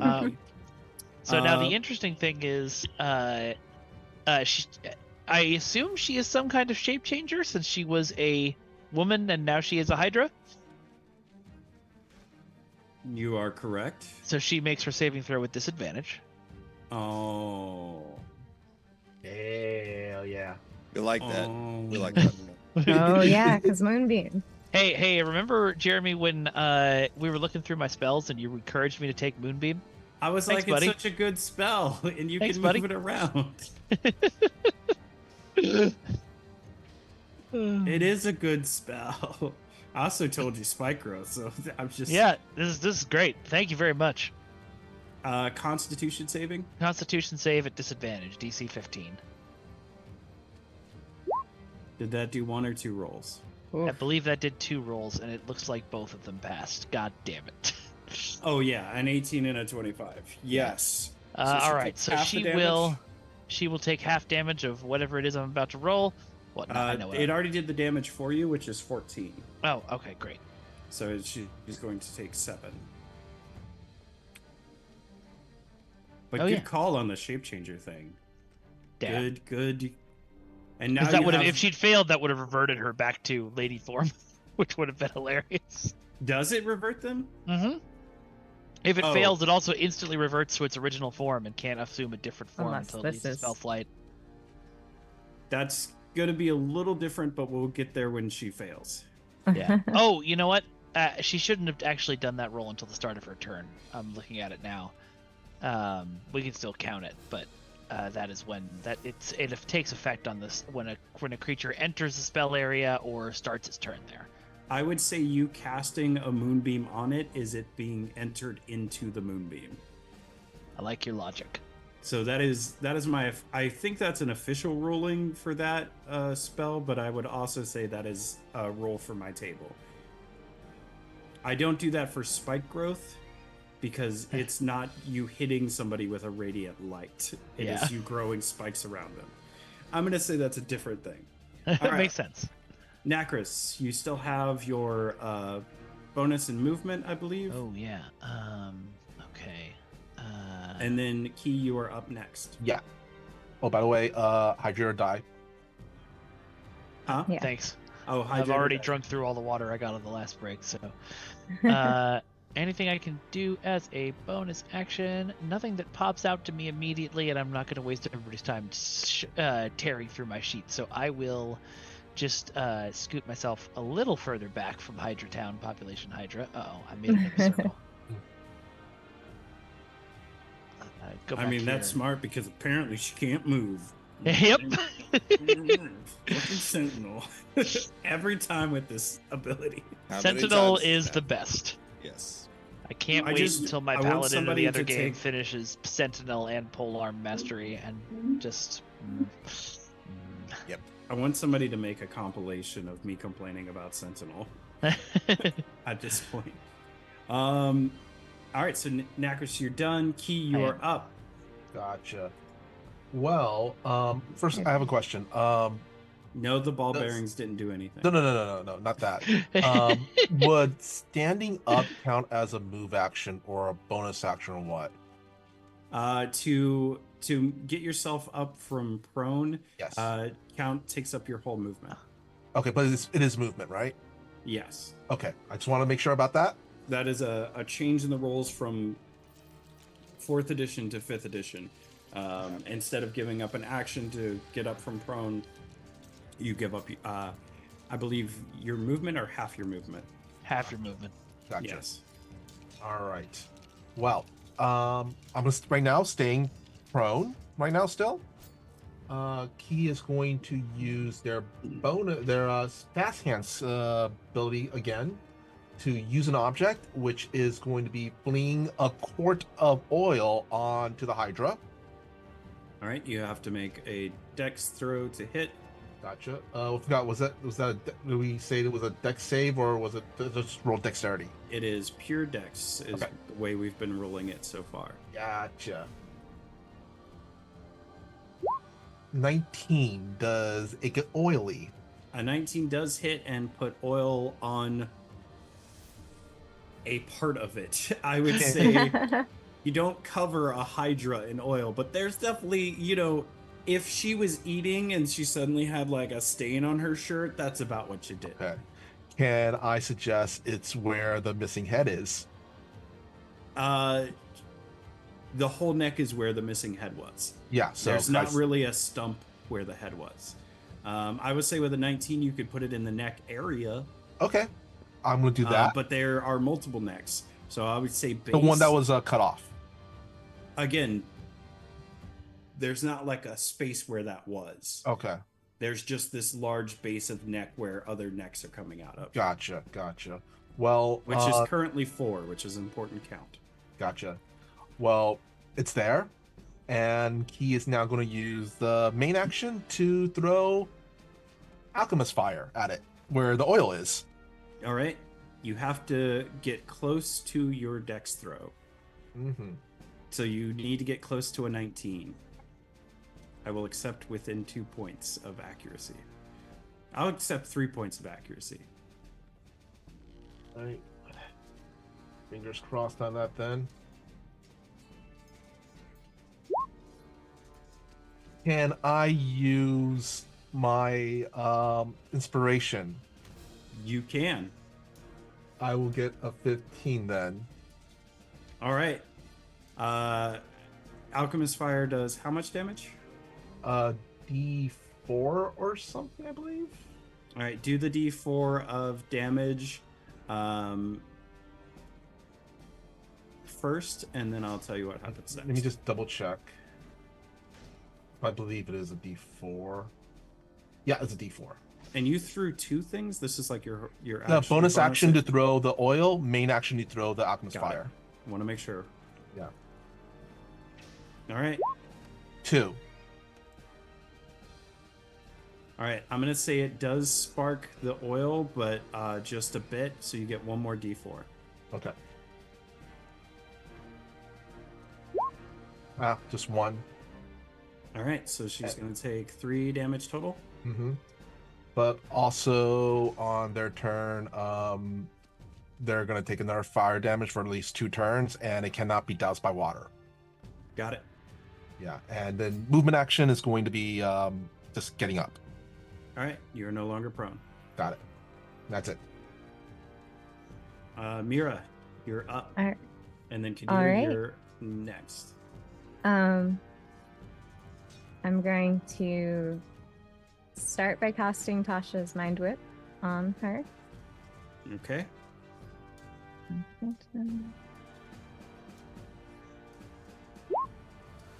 Ooh, Please put Tasha's in. I did. It's such a bad roll.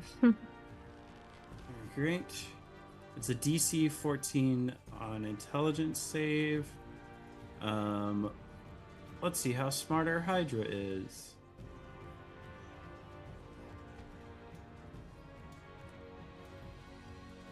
What does it do if they fail? So it can't take. Sorry. A reaction? It does a bunch of stuff. Okay. So on a failed save, it can't take a reaction till the end of its next turn, and on its next turn, it must choose whether it gets to move, an action, or a bonus action, and it only gets one of the three.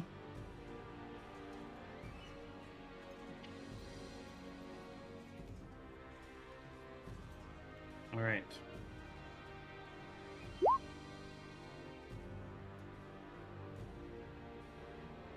So that's a 9 and did not meet the 14. Nice. So she loses, and this is important because of things, she loses 1 reaction. Yeah, she Or- can't take a reaction, and on her next turn can only do one thing. Yep. So So she can't multi-attack either? it says, I don't know, you can read the spell. I think that's a DM interpretation. A move, an can't- action, or a bonus action. Okay. All right. There we go. She can't multi-attack. Cool. And then I am going to attack with Sombra. With Nice shadow Sombra. wolf. Yeah. Oh, we named it. Yeah. Yeah. And he has advantage because of Kadir being right next to him.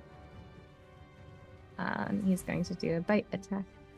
I'm going to allow that, even though Kadir is like face planted into the ground right now. But he's not incapacitated. This is true. Mhm. 22 hits. So 6 more piercing damage as Sombra bites Yeah. in. And is this a creature? Oh, it is certainly a creature. Okay, so he must succeed on a DC 11 strength saving throw. Or be knocked prone because of the size difference. I could have got the Achilles. I don't know. I'm gonna say she gets advantage on this, but Okay. it's a strength. Yeah. Yeah, she's a little bit past large. Ah, Hey! so close. Oh, Yeah, that's wild. Oh, you almost prone to Hydra with a wolf. What is my life? Okay, so Sombra out here taking ankles. Prone something that's on something. Good girl. If you prone something that's on something, would they be the something be unincapacitated? Oh, don't tempt me to have her belly flop onto Kadir. I was saying, would Kadir get back y'all. up if the Hydra is prone?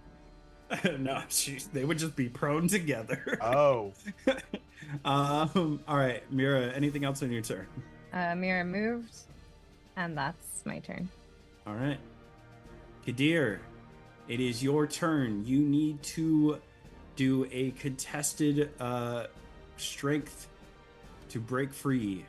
So would it be a strength saving throw or? Yeah, it's contested grapple, so I believe it is a strength saving throw or dexterity saving throw because it's contested grapple. But I know you, and I think strength is your strength. Might be the right roll. 18s, but it looks like you beat me. oof. Yeah. Yep. Right. So you are pinned in the ground. Great. Little help here. Working on it. Anything else you want to? You're kind of grappled, so there's not a lot you could do. But if there was something you wanted to try, I mean, I can't take an action if I'm grappled and I failed the check, right? Correct. Yeah, there's really nothing I can do at this point. Cool. Hmm. Yeah. Fight it. Fight it. Fight it unless hard. it doesn't require you moving. Yeah. Yeah, Alright. I'm good. All right. So- So start of its turn, it takes the moonbeam test at disadvantage. All right. And that is. That is. You're gonna need to remind me. Yeah, and that means I need to remind me. I was hoping you knew. 1 second. And also something happens after that as well. Con saving throw. On saving Disadvantage. throw needs to beat 14. Why are you asking me all Or these questions? I 15. should know the answer to. It is a DC 15, it looks 15. Yeah. And she gets disadvantage. Disadvantage. So she has Yeah. failed. So Heck she yeah. has failed. So she is going to take 2d10, which it already rolled for me. No, because I didn't click the ability. Yeah, you got to click it again. Because it's a different Yep. amount of damage. So 11. And then she also, since it failed, she instantly reverts to her original form and can't assume a different form until she leaves the spell slate. So. This is what happens. Your moonbeam burns her and she starts to transform back. But as she does, the head that was in most of the moonbeam dies and falls off. She's still in the moonbeam, but instead of reverting, she's now down to 3 heads. As a Hydra or a person? As a Hydra. Okay. I was wondering. I was kind of confused for a second. So it says she takes her original form? Yes. Which, if a Hydra is her original form, then she would definitely stay a Hydra. Okay. Just checking. Yeah. As much as so I hate to admit that. That's information seeking right there. I like that. I mean, you're learning stuff. Yeah, that's true. But her head, one of her heads does fall off. So she is down to 3.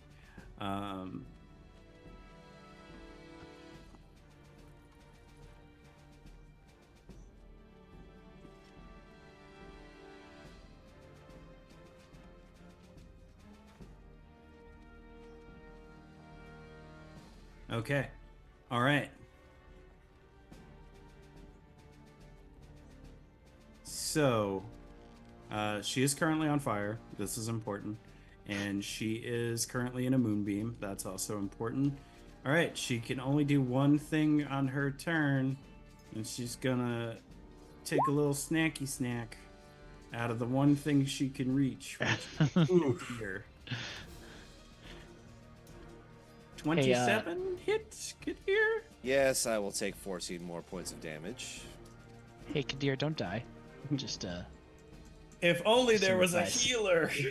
All right, I can do that. All right, and that is going to be her turn because of Mira's thing. Oh, does she get a chance to move because you got Sentinel? That was your turn, right?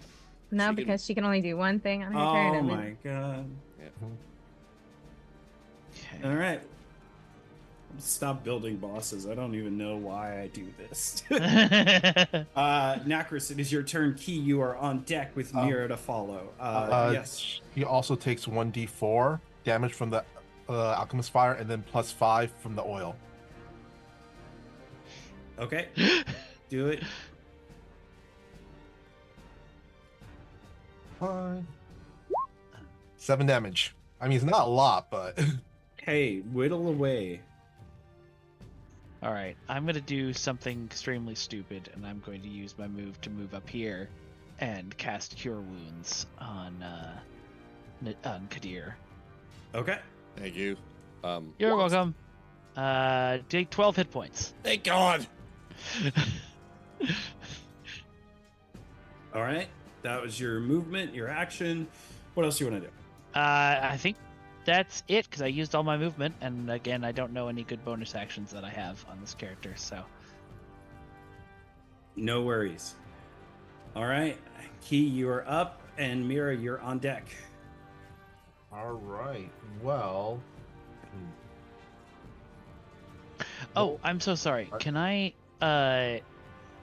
Fury of the Small the moonbeam damage she took on her turn? No. Okay. Cool. Because it's consistent damage. No. Cool. I'm gonna say no. Moonbeam's doing its own thing. You got it. Okay, so my turn? Yep. Okay. Let's see here. What I'm gonna cast. Let's see here, where is it? I worry about Kadir. He's worried about Kadir, so That's first, fair. as a bonus action, he's going to cast Sanctuary on Kadir. Okay.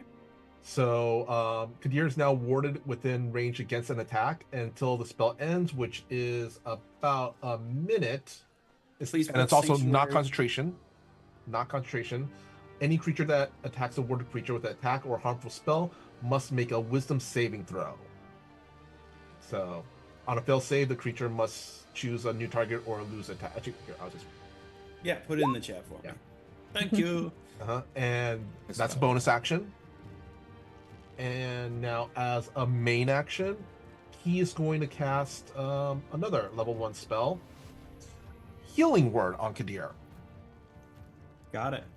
I'm making sure Kadir stays alive. Wait, you're casting 2 spells? They're both bonus actions, so I can cast one as a bonus action and the one as, and they're not concentration. Rules is written, you can only do 1 spell per turn, unless it's a cantrip. So you can do a cantrip and a spell, but you can't do 2 spells per turn.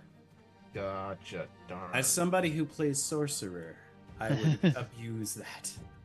Okay then. Then he is going to cast. Actually, not going to cast anything, but from their area, going to shoot the dragon with the crossbow. Then. All right. Sorry, I tried, Kadir. I tried. I like it. Thank you. I appreciate it. I mean, at least you're good use warded of right Sanctuary. now. You're warded at least. Take it. All right. Here. 15? Does that 15 hit? 15 does hit. Do I get sneak attack? Meets beats. Do I get sneak attack on that? No. Okay, then only 6 damage. Darn. All right, and then as a movement, let's see here. He's gonna move back, and so I want to measure how far I can move back and still be. Okay. He's gonna move back, I believe, here. So I'm double check, move back. That is more than 30 feet, though, from the spot. Oh, wait, you're right. Sorry. I appreciate you measuring, but He was right here, I believe. you were right here. Okay. 1 yeah. square. So he's 30 feet. And is your movement going to be the end of your turn? Yeah. So, All right. So, Mira, it is your turn while Key is moving. All right. Here, actually. Okay. I am going to attack it with Mind Sliver. My cantrip. Okay.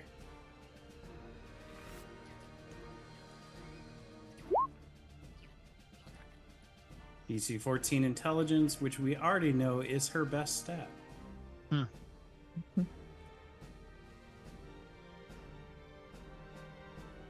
Oh. Again, 2 different character sheets. She has great intelligence when she's not a Hydra. Oh my goodness. Or -2. Yeah.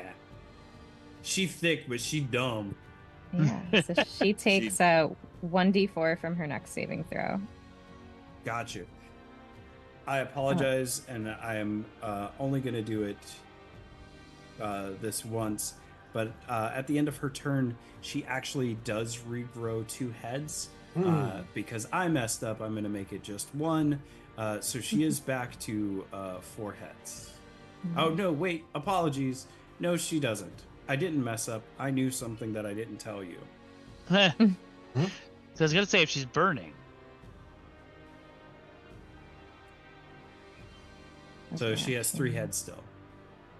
Also, Hydra or die again, guys. Hydra 8 or die. I see what they're doing in chat. All right, Mira, anything else? That's it for my turn, but Sombra's gonna attack. Sombra, our shadow wolf. Go for it. Somehow still alive.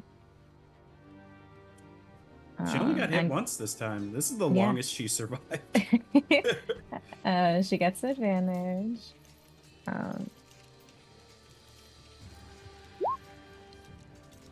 Woo! 23. Sombra coming for the ankles. Thomas doing the work. Straight up. 8 damage, and then it's a what save? Strength and a minus 1d4.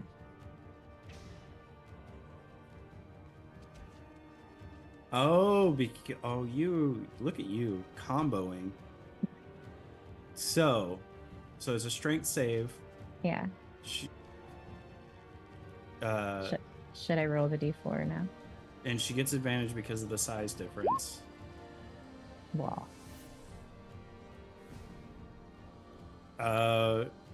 There's no, it doesn't win if she gets advantage. No, but it would have been close if with the D4 if you maxed out the D4. Mm-hmm. All right, Sombra eventually is going to break Dungeons and Dragons and rip a Hydra. All right, so is that your turn? Yes. Wait, with my... No, never mind. I'm not going to say anything. Yeah, that's my turn. All right. Kadir. I need you to find the strength. Give me the strength to carry on. Yeah. Ooh, a 25. Oh, I gotta sing right. Sailor Moon songs on strength saves. All right, I understand. That's now you know. Now you know. Right. Another hydrator died. A 24. So Kadir, with all of your might and against all of her might, you push the claw off of you barely as you break free from the pin and the 3 count. All right. Did that take up my action though? So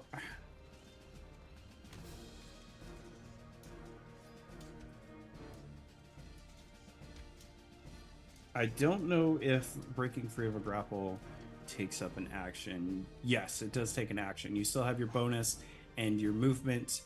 All right. Unfortunately. And you're warded still I am. until you make a attack or something. If I'm staying in this position, do I have to move from this square in order to not be grappled at this point, or can No, you push the claw off. You're Okay. free. Just so it's easier for everybody to see your character.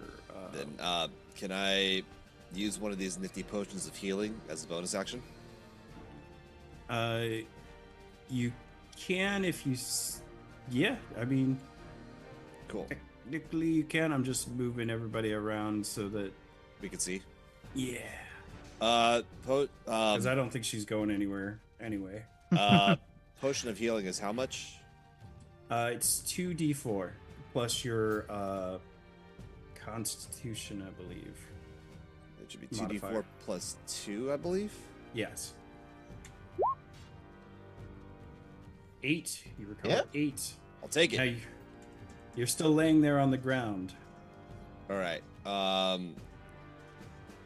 So as far as movement goes, I don't have any movement to get up, or You do have movement. I So will- your action breaks you free. Yep. Your bonus action was the potion. You have movement. It does take half of your movement to get up. I'll but take again, half. I Yeah. doubt you're running away. I am not running away, but I am getting my ass up. All right. That's You my turn. Stand up victorious against the Hydra. Now, Hydra's turn starts. Moonbeam damage, fire damage. Let's go ahead and Yep. get those out of the way. Alrighty. Alrighty.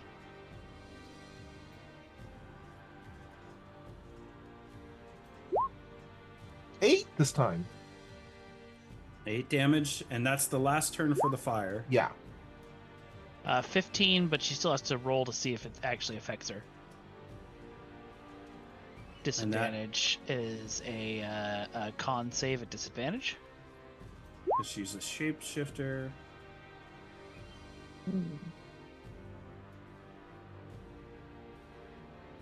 That is a fail, so she will take the full damage. Which is And- 15. Yep, and revert to her original form. Yell Hydra. Hail Hydra. So you may have figured it out by now. But this is her original form. Yeah, I kind of figured. You did 8 plus 15, that's 23 total damage. She still has 3 heads.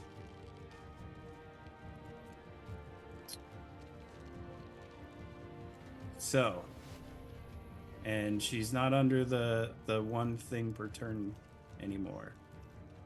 I think it's at the end of it ends at the end of her turn though. Let me That double was check. last turn though. Oh, okay.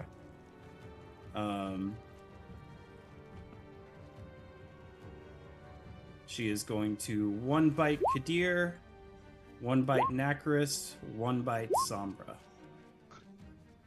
And I'll take Okay. 14. Yep. Nope. Kadir Oh, wait. is under sanctuary. I am under Oh. sanctuary. That's right. Oh, yeah. Sanctuary. Thank you. Thank you. Yeah, for that. Sanctuary. They must make a wisdom saving throw on a fail save.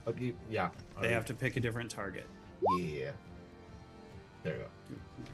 Bad news for Nacris and Sombra. Yep. That's right. We're taking one for the team. They crit fail. They crit fail.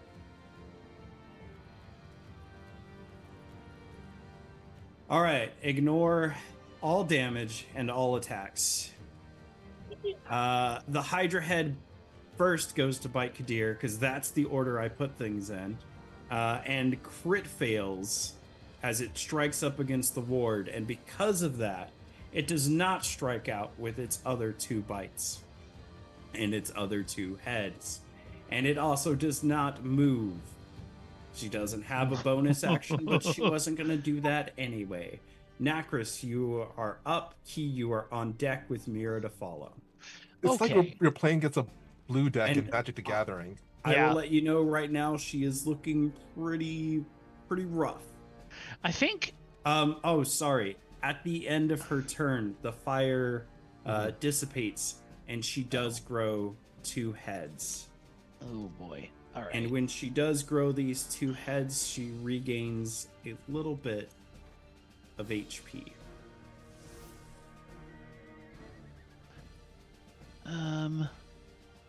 So now she is at 5 heads. Okay. You got a real 5 head there. That's, Uh, that's yeah. I was about to say I that's resent what I that. tell my stepsister when she was being rude.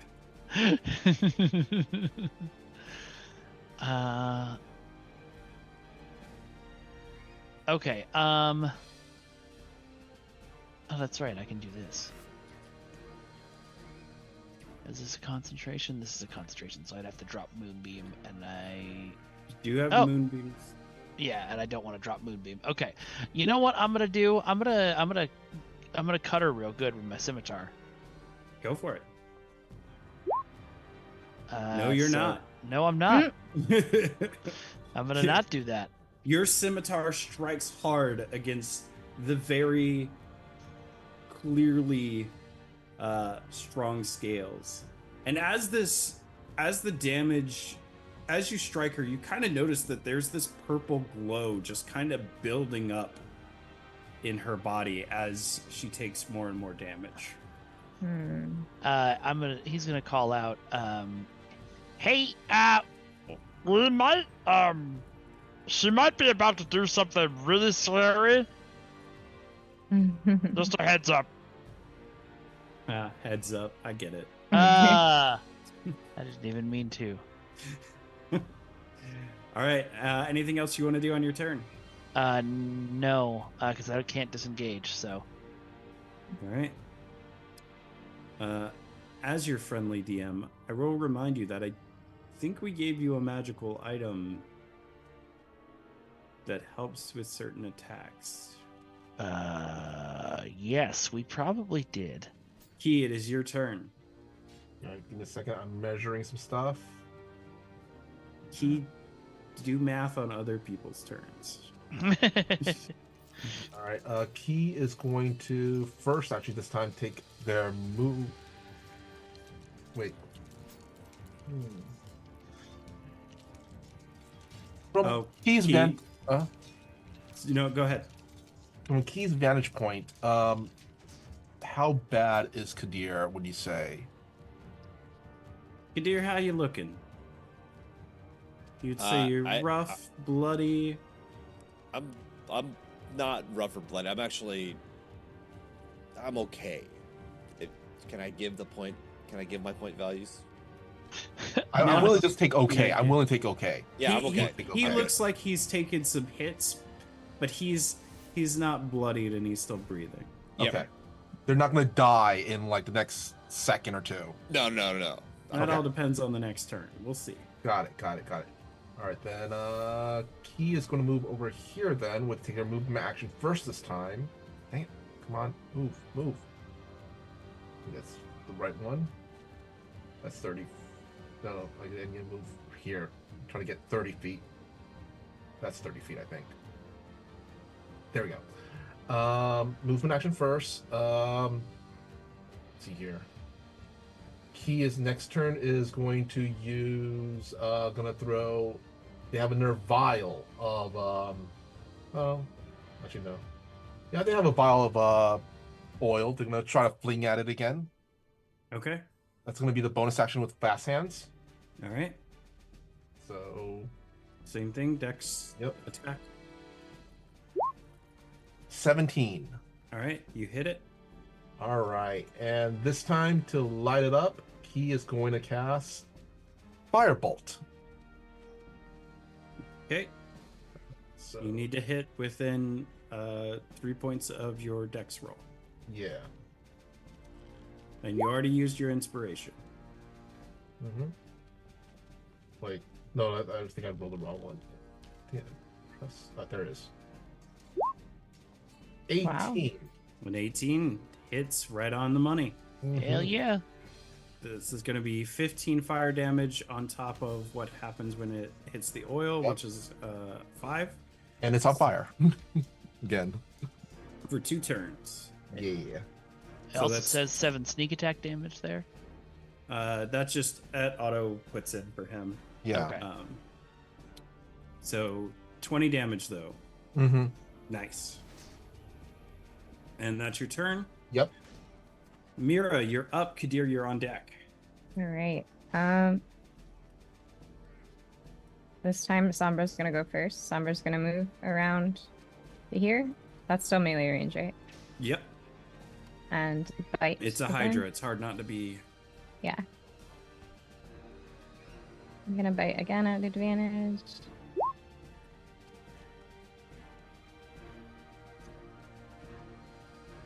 $14. 14 does not hit. Sorry, That's Sombra. fine. That's fine. I see what Key is trying to do and just did. And Mira's like, okay. And casts Fireball. Fireball. Mm-hmm. Oh Oh. my. Oh my. And it's 20 foot. So it is the whole monster, but it doesn't go beyond the I monster. didn't ask how big the room is. I said I- fireball. Go for it. And I believe a DC 14 deck save, or she takes 39 damage, half if she saves. Yeah. And yeah, A I spell mean, I'm very familiar with. And what were you guys gonna say? any bits of oil that didn't light already would have been lit, but Oh, I think it was all the lit. beacons are lit. Uh-huh. All right, so dex save. Just straight, no advantage, no disadvantage. And she fails, taking 39 Hell yeah. points Nicely done. of fireball damage. Mira reminding us that she is magic. Anything. Do Hydras have scales? She kind of looks like she has scales. She does have scales. Yeah, anything with scales, right? Yeah. Oh, yeah. You kill anything with scales. That's been your. Yeah, there you go. There you go. It's the There. sentinel thing for Kadir, but every time something scaly pops up, Mira's like, nope. Yeah. And that's my turn. That is your turn, Kadir. Okay. Rounding us out. We're gonna bonus action Fighting Spirit. That gives me 5 temporary and advantage on all my attacks this round.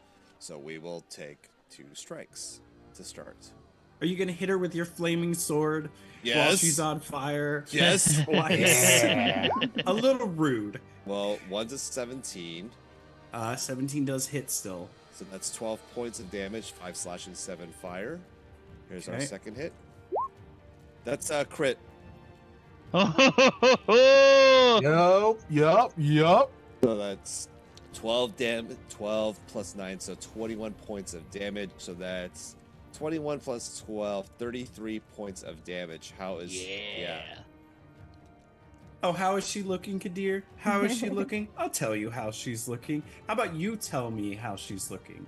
Ah, Kadir, as you strike this large, inflamed body with your flaming sword, and the purple glow begins to grow around it, mixing with the fire itself. And its 5 heads all damaging and writhing in pain. Tell me what it looks like when you slay the Hydra. we slay the Hydra. You see Kadir as he's finally gotten up and gotten his wits about him, thanks to the efforts of his team.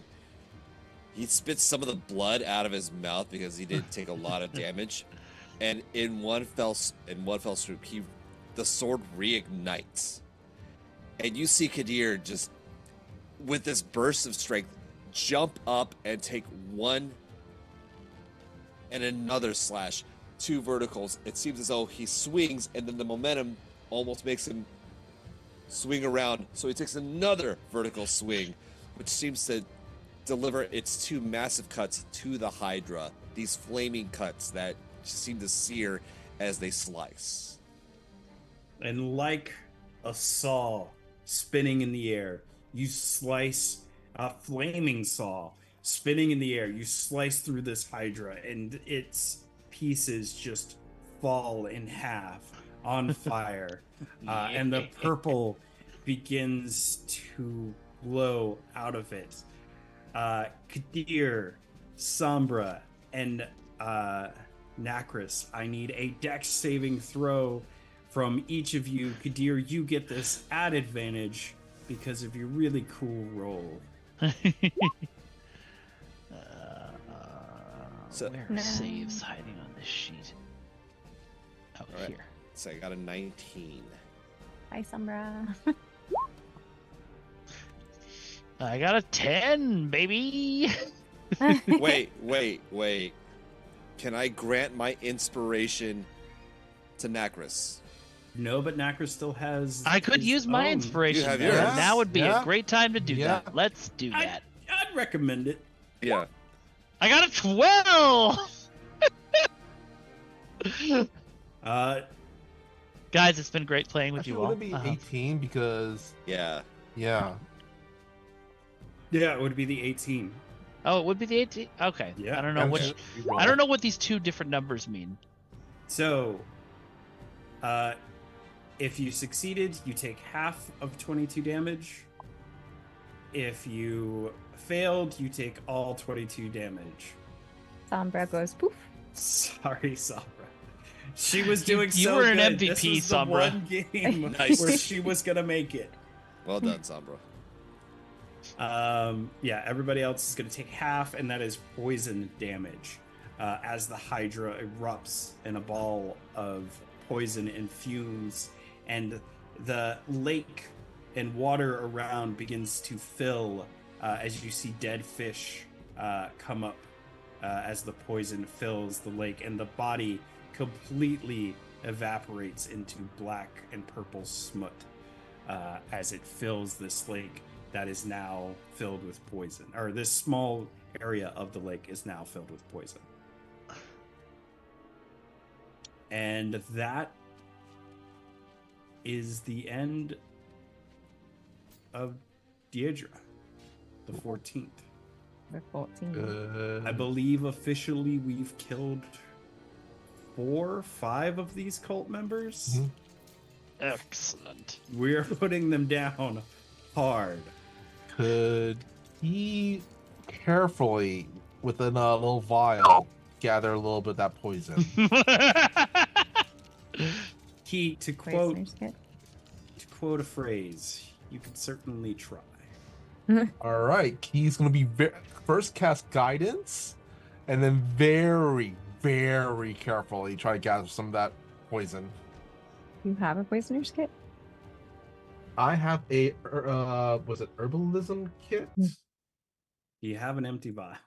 I believe Yeah. that's in the herbalism kit, or at least the an, Dungeoneer's pack or something. an empty vial that you haven't used to make other potions.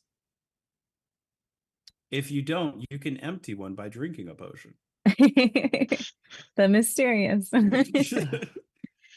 You know what? I'm going to empty out an antitoxin. All right. Oh, that might okay. have come in useful if you mess this up. But go Oh, ahead. actually, wait, you're right. No, No, actually, you know what? Could he drink the antitoxin first? Yeah, that's not how antitoxin works, but go ahead.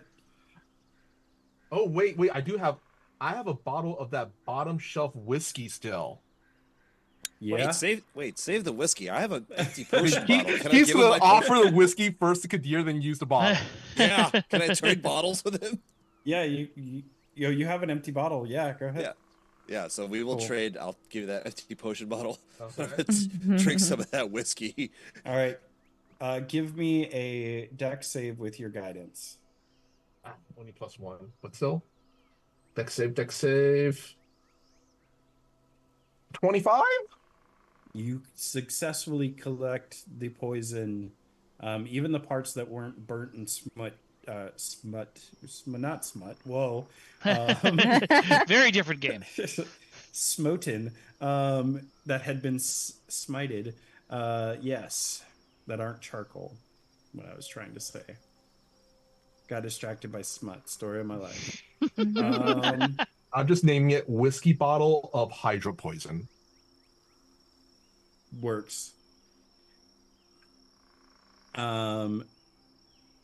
Anybody else want to do anything?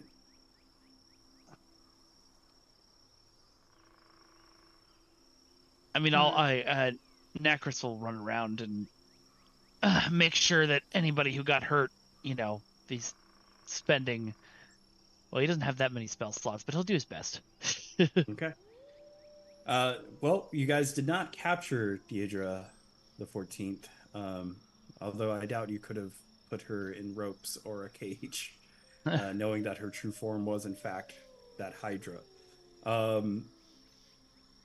You are back on the peninsula that you landed on. You can hear in the distance the excavation crew hard at work. So you know roughly about where you are.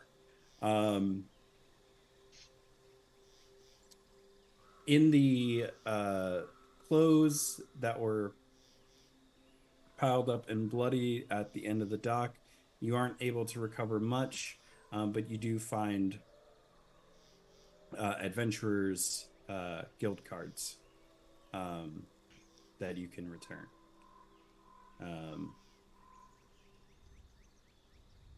The other thing that you find kind kind of not kind of scorched, but not completely destroyed, is a book that is magically sealed, and in uh, celestial writing there is the number 14, and carved under it in Draconic is a symbol that you can't read because you can't read Draconic. But one of you I does read Celestial. I call out for my bat friend to see if he's around to read that. Oh yeah. Ah, Yeah, he's been hiding in your coat this whole time. Aw. He sort of comes out and he's like, it's the big grub gone. Oh yes, we sent her back where she came from. Oh, good. I'm gonna be on my way then. Oh Thank yes, you for the food and absolutely. Could you just read this one symbol real quick? oh yeah, oh well of course. Again, you guys should be properly educated. But that is the number 14. Ah, but the one below it, not the celestial, the draconic. I can't Also read says for the. Celeste. Yes. Okay, I right, can't read the one above it. cool, perfect. Thank you. Oh, thank you. And No, thank you. he flutters away. And he says, "No, thank you." No, thank you. um, so there's a magically sealed book with the number 14 both engraved and carved into it. It appears to be carved by some sort of claw. You can only imagine what sort of claw. And that brings our adventure to the close as you all head back to the Adventurers Guild with your rewards. Also, oh, and this is important. Well, let's see. Give me, everybody, give me, who wants to. You don't have to. It's a free world. An investigation check Sure. or a perception check of your choice. Are they equally terrible? No, they are not. Huh. I'll take a 19. I'll use my inspiration. There you go. Oh, I don't know if it's the left or right number that I'm supposed to be looking It's at. the left number, and then the right is if advantage is applied, and then you take the higher of the two. Got it. Yeah. Okay, so I got an 18 then. Mira, I'm going to say that you got the highest because you used your inspiration, even though you tied with Nacris. Okay. You find. Wait, no, I got mine's Oh, higher. never mind. Good year. Sorry. Combined with your very high perception, you do notice there is a pearl in the Hydra body. ooh. Can I procure said pearl? Yes. Okay. And as a point of order, there was something said at the very beginning of the campaign or of tonight's session when I was alluding to what we would be fighting, that Cornelius needs a Hydra pearl for his magical device. Ah. Huh, so this is what the doctor needed. And Mira remembers this Mhm. as one of the boring facts he was launching at her. Yeah. Figure that. So now you have a Hydra pearl for your bracelet. For Can I can this pearl to Mira though? yeah, you can. Because Kadir, I don't think Kadir would have remembered that, but even then, he was probably going to give the pearl to Mira anyway, because pearls are not for him. Yeah. You don't care that it's worth a lot of money. You're just like, here you go. Or that Key could use it as an alchemy ingredient. I don't need you blowing up more things, Key. That's fair.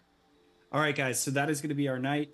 We did go a little bit over time, so thank you for being patient with me through our puzzle and through our Hydra fight. Hope you guys had fun. Oh yeah. Thank you for running. Thank you. We're going to go around and no, thank you. We're going to go into an outro, starting with our guest. Mikey, please tell people where they can find you and what you got coming up. Hello, everybody. My name is Mikey Fatum. You can find me on Twitter and Blue Sky at Vengeance God. You can find me on TikTok at Vengeance God 2 and on Instagram at Broken Infinity Films. I mentioned the League of Swords earlier, but if you weren't there, we're a television show that combines the best parts of professional wrestling and fighting games with choreographed sword fights. It's really, really fun. You should come see it. And we are, you can find that at leagueofswords.com or at League of Swords on Instagram or League of Swords _ on TikTok.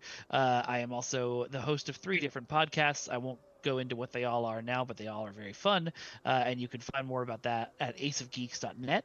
And on Saturday and Sunday, Jem and I will be at Anime Riverside, and you should come find us and join the Jade Eagles or be a loser. That's your decision, really. All right. And Jem, a rebuttal and where people Yeah, can find you. Jade Eagles are just sad that they don't win that as much as we do, as much Win all the territory as we time. do as We the win Crimson all Wolves. the time. We're obviously the Lies. coolest, but Every day, more lies. I'm Jem. You can find me everywhere at Jembury or on Instagram at Jemaginative. Like he said, you can find me at Anime Riverside this weekend working the Four Empires booth with the Crimson Wolves. Or if you're in LA, you can probably see me walking in the Pride Parade, LA Pride Parade on the 9th with Ambi. And I'm also going to Critical Role Live in LA, and we're doing like a cosplay meetup thing in the park beforehand. So you might see me there too.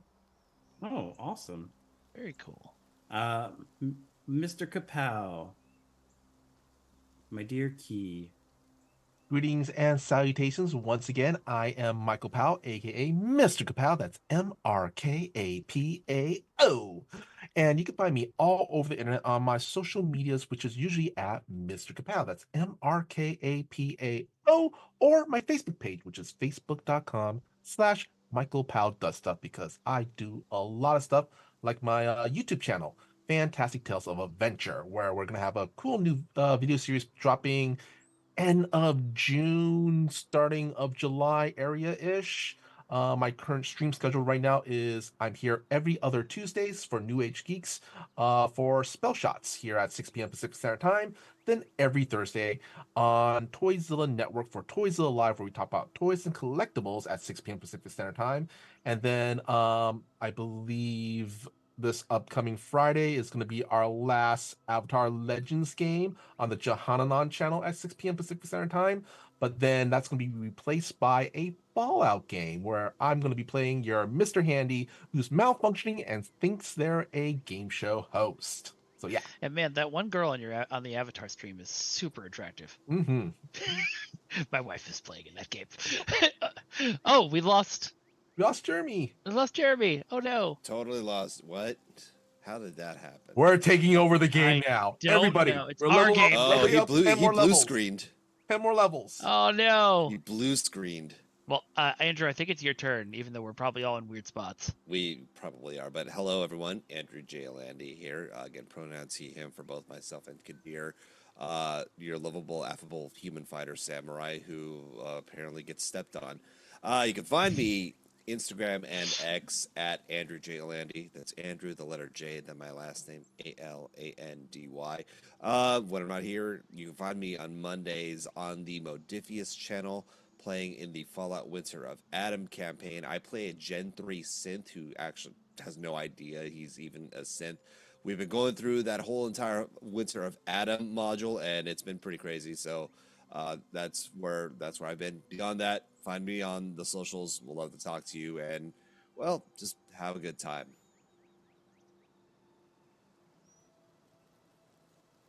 Yeah, We have. Well, you know what? I'm going to do Jeremy's then, really quick. Yeah, that's a good Yeah. idea. Okay, well, I am Jeromy DeChant. You can find me on most social medias as JeromyTV. I'm a really cool person, and I believe hopefully November Leaves will drop the link tree to our thing in chat. And also, guess what, everybody? We level up 10 more levels. So I'll allow it. I'll allow it. 10 levels. Yep, sounds good. Yep. All right. Everyone on the stream should be able to hear me now. That being said, thanks everyone for coming to the new Geeks channel. You can catch us tomorrow for Queer and Present Danger. This Thursday for Investigation Check, where I interview Vander Vision from the Records of the Realm actual play show, which I'm now a player on. You can catch us on Monday for Forging Fates and the Crit Awards. Yes, that end. The nominations end this Friday. That's 2 days away now, depending on what time zone you're in. It's 2 days from me, okay? So we are available for a bunch of nominations there. Go to critawards.org. Check out all the... Oh, apparently God is muted. That doesn't make sense. Oh. Because I'm seeing my voice work on the thing, so I think that might be the lag. Delayed. Yeah. Maybe, yeah. Go to critawards.org. Check out all the available nomination things. Vote for put our names in there for all those things that we're eligible for. I got nothing else. If you guys got nothing else, that'll be it for tonight. Bye. And always remember, Thank you. love you, geeks. Good night. Deuces. Good night. Bye.